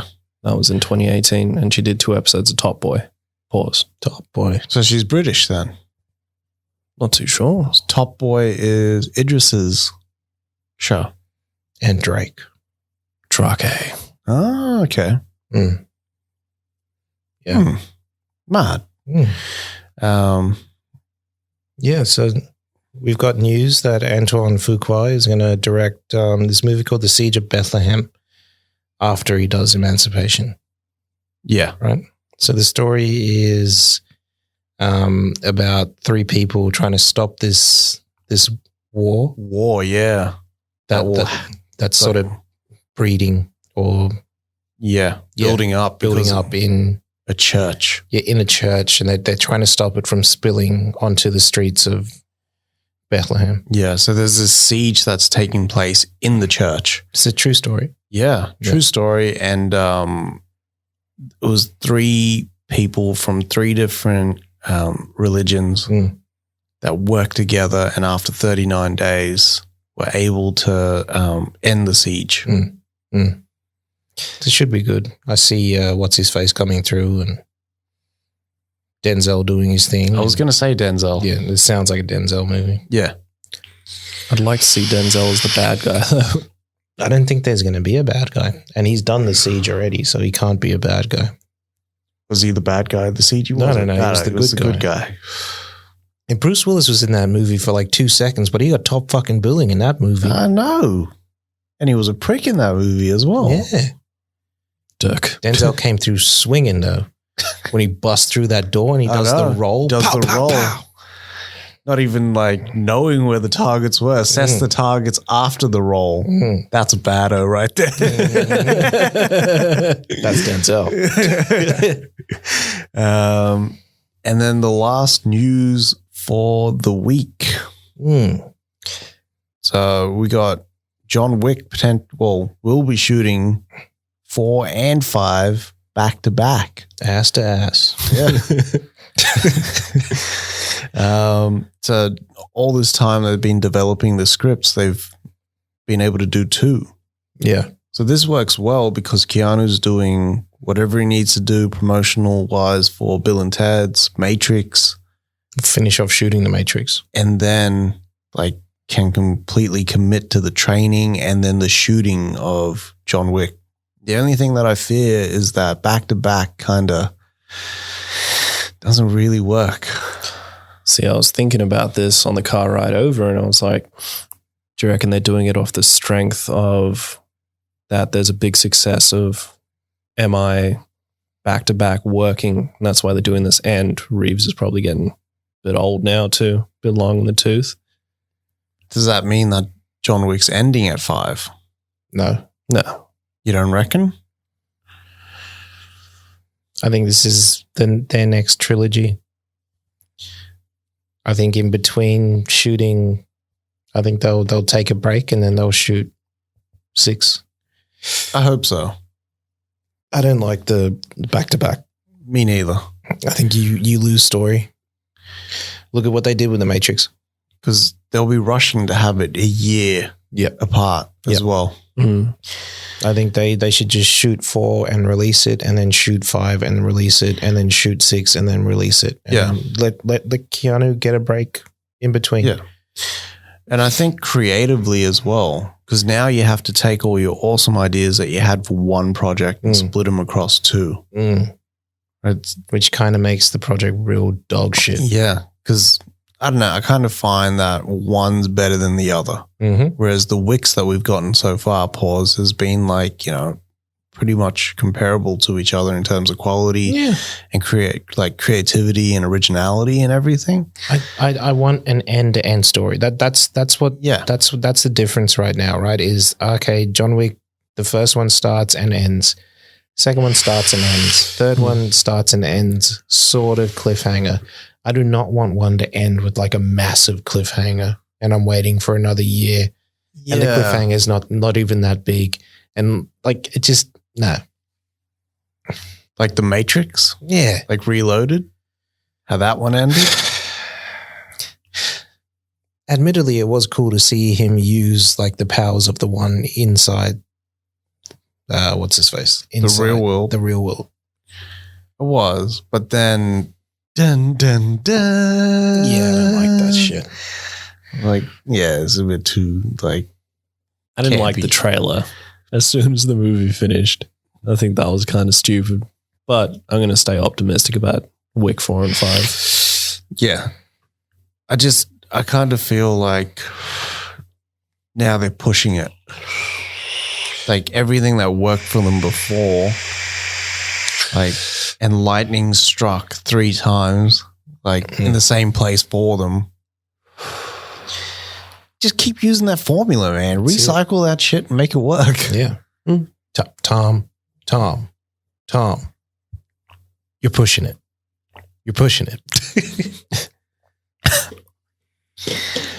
And that's it. That's it. That's all we got. What movies do you guys watch this week? Ooh, I didn't watch too many movies because I got stuck with that 5-hour fucking documentary. What do we have here? I watched Far From Home and I watched Last Blood. Oh, Rambo. Yeah. Nice. Hmm. Plays good. Plays real good. What did you think without the prologue? I don't think it's just the prologue in there for the director's cut. Really? Yeah. There's more stuff that's missing in there. Like what though? I think there's a bit more action that's missing in there. I didn't notice anything else. That is because I watched the Apple version. There's something missing in there. I think there's bits with what's her name? Paz Vega. There's more bits there with her. I think there's more violence. There's more kills there in the where he goes through with the hammer. There's more kills there. I think there's more kills when he's taking those O's out. He's working his way up to that guy's brother. Mm. There's more kills there. I think you actually get to see him kill that guy's brother too. I don't ever remember that. There is more in that director's cut. Because the only reports that I seen was the prologue. It ain't just the prologue, people. I'm going to check that out. Check it. I will check it. We'll verify that shit. About you there, BD? Me, I fucking still on my anime binge, man. I finished off My Hero Academia. That's 88 episodes in 3 weeks. Lovely. That's rough. And then I watched a show called Angomar. So this is fucking mad. It's just exiles exiled from mainland Japan into Tsushima when the Mongol invasion's happening. And how they band together with the people of Tsushima to try and fend off the enemy. Because Tsushima is the first point of entry when you come to Japan. Okay. So that's why the Mongol go there. And then they go to mainland Japan. Fuck. So that's how that shit goes down. So it's very like, shout out to Ghost of Tsushima, something like that. This came out 2 years ago though. Fucking mad. Buddha dipped his sword first and then. Haha. That's fucking mad. But that was just a quick 12 episode piece. That was really good. Limited series. Fucking mad. Is it done? Yeah, it's done. It was only 12 episodes. It was just a one and done season type thing. Shit. Check it out, man. Give my anime lab details. And then I started watching Hunter x Hunter, which is just fucking awesome. It's like 186 episodes. I'm like 32 episodes in 3 days or something. Damn, dog. Yeah, I was fucking killing it. But it's a fucking mad show. It's about this 12-year-old kid called Gon, and he goes to do these hunter exams, and you just find out that he's just really fucking strong, and it's his story going through that.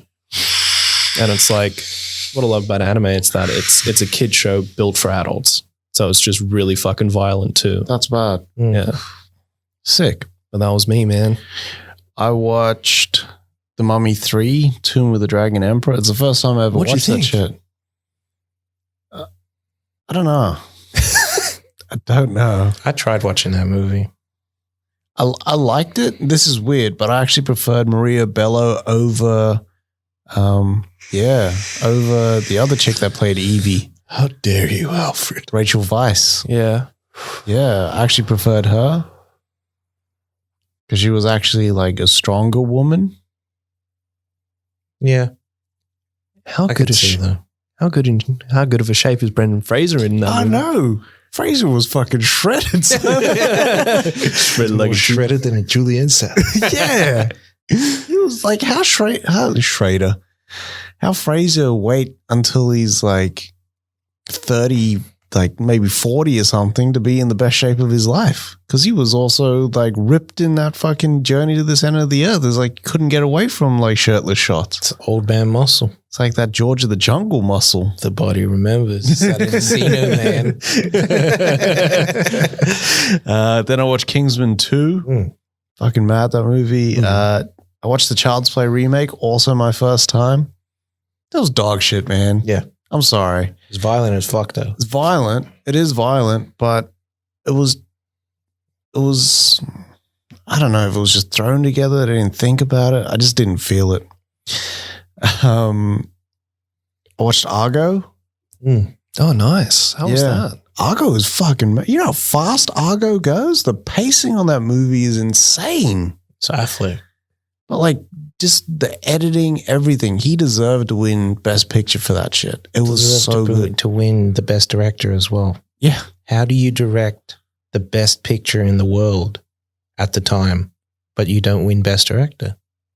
I still don't understand it. I don't get that. I don't like it. He got snubbed. You should have won the Best Director and you should have won the Best Picture. Because back in the day, Spielberg would win the Best Director and then he'd win the Best fucking picture. Yeah, you'd already know who was winning the Best Picture. You already know. That's weird, eh? It's almost like they were trying to create like anticipation. Yeah. Like build suspense. Because that was the year that Birdman won it, wasn't it? Yeah. Inarritu got in that ass. Then I watched Jurassic World Fallen Kingdom, which Fire. I always find plays better than Jurassic World. Yeah. For me. I cannot watch the first Jurassic World. Same. But it's weird, like Chris Pratt's face just looks CG in that whole movie. Yeah. In Fallen Kingdom. Yeah. Probably is. Then I watched King Kong, the extended edition. How is that? Nah, I can't ever watch King Kong again. Nope. I think I've watched it now to death. You know, I think I can't enjoy it. I bought it on 4K, right? And then I got up to just about where they were going to get onto the island, went through the boat and everything, and I turned that fucking movie off. I couldn't do it to myself. It's so weird. The island is the most boring part of that movie. Yeah.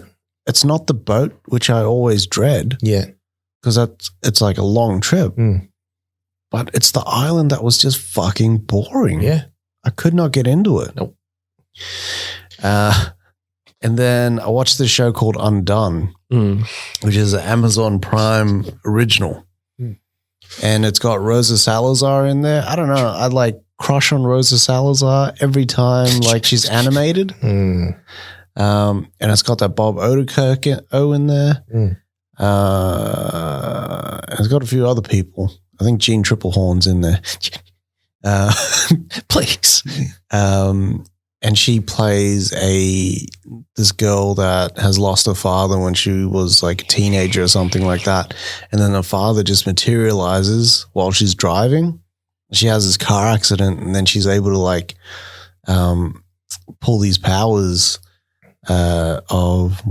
she gets taught how to use these powers because her dead father keeps appearing and tries to teach her how to go back in time. So then they can find out what happened on the night of his death and also stop it so he can be there in the future. But it was really, really good. Like that was a family recommendation as well. So, and then I watched Umbrella Academy season 1. How was that? It was pretty good. I really enjoyed that shit. I still haven't watched that show. I still prefer The Boys, but this was actually really good. I was going to ask that, how it compares to The Boys. It's not as fast paced. The Boys just like clicks ahead because it's like there's so much shit going and the characters are a bit more like sort of out there. But this was good, man. I watched The Boys just for a band. Yeah. Urban kills it. Kills it as Butcher. Fucking yeah, The Boys. All right. That's it. Excuse me. All right, fellas. That's another episode down. Wrapped. It's episode 12, yeah? Yeah. So if we say that's like 3 months, right? Mm. Fucking quarter of a year. That's it. It's big news. Also, Vaporize. Yeah. The care package. Mm. What do you call it? Just shout out again to Vaporize about the care package. Shout out to Connor for real.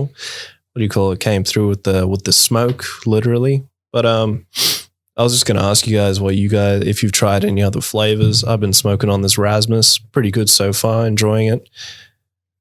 No, I've been steady, just slaying Fruit Roll-Ups. Sorry. Yeah, I was slaying fruit roll-ups as well. Kind of for real.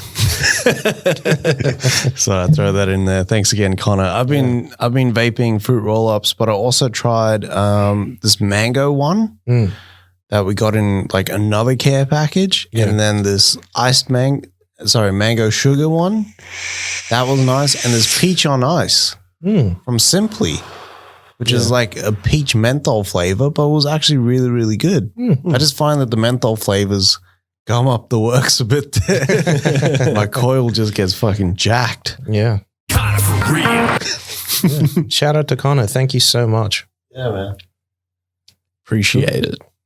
All right, guys. You want to shout out them socials? Yeah, so you can reach us on Instagram and Facebook at Smoke and Mirrors, and Twitter. You can tweet us at SNM Owens, Owens spelled OUENS.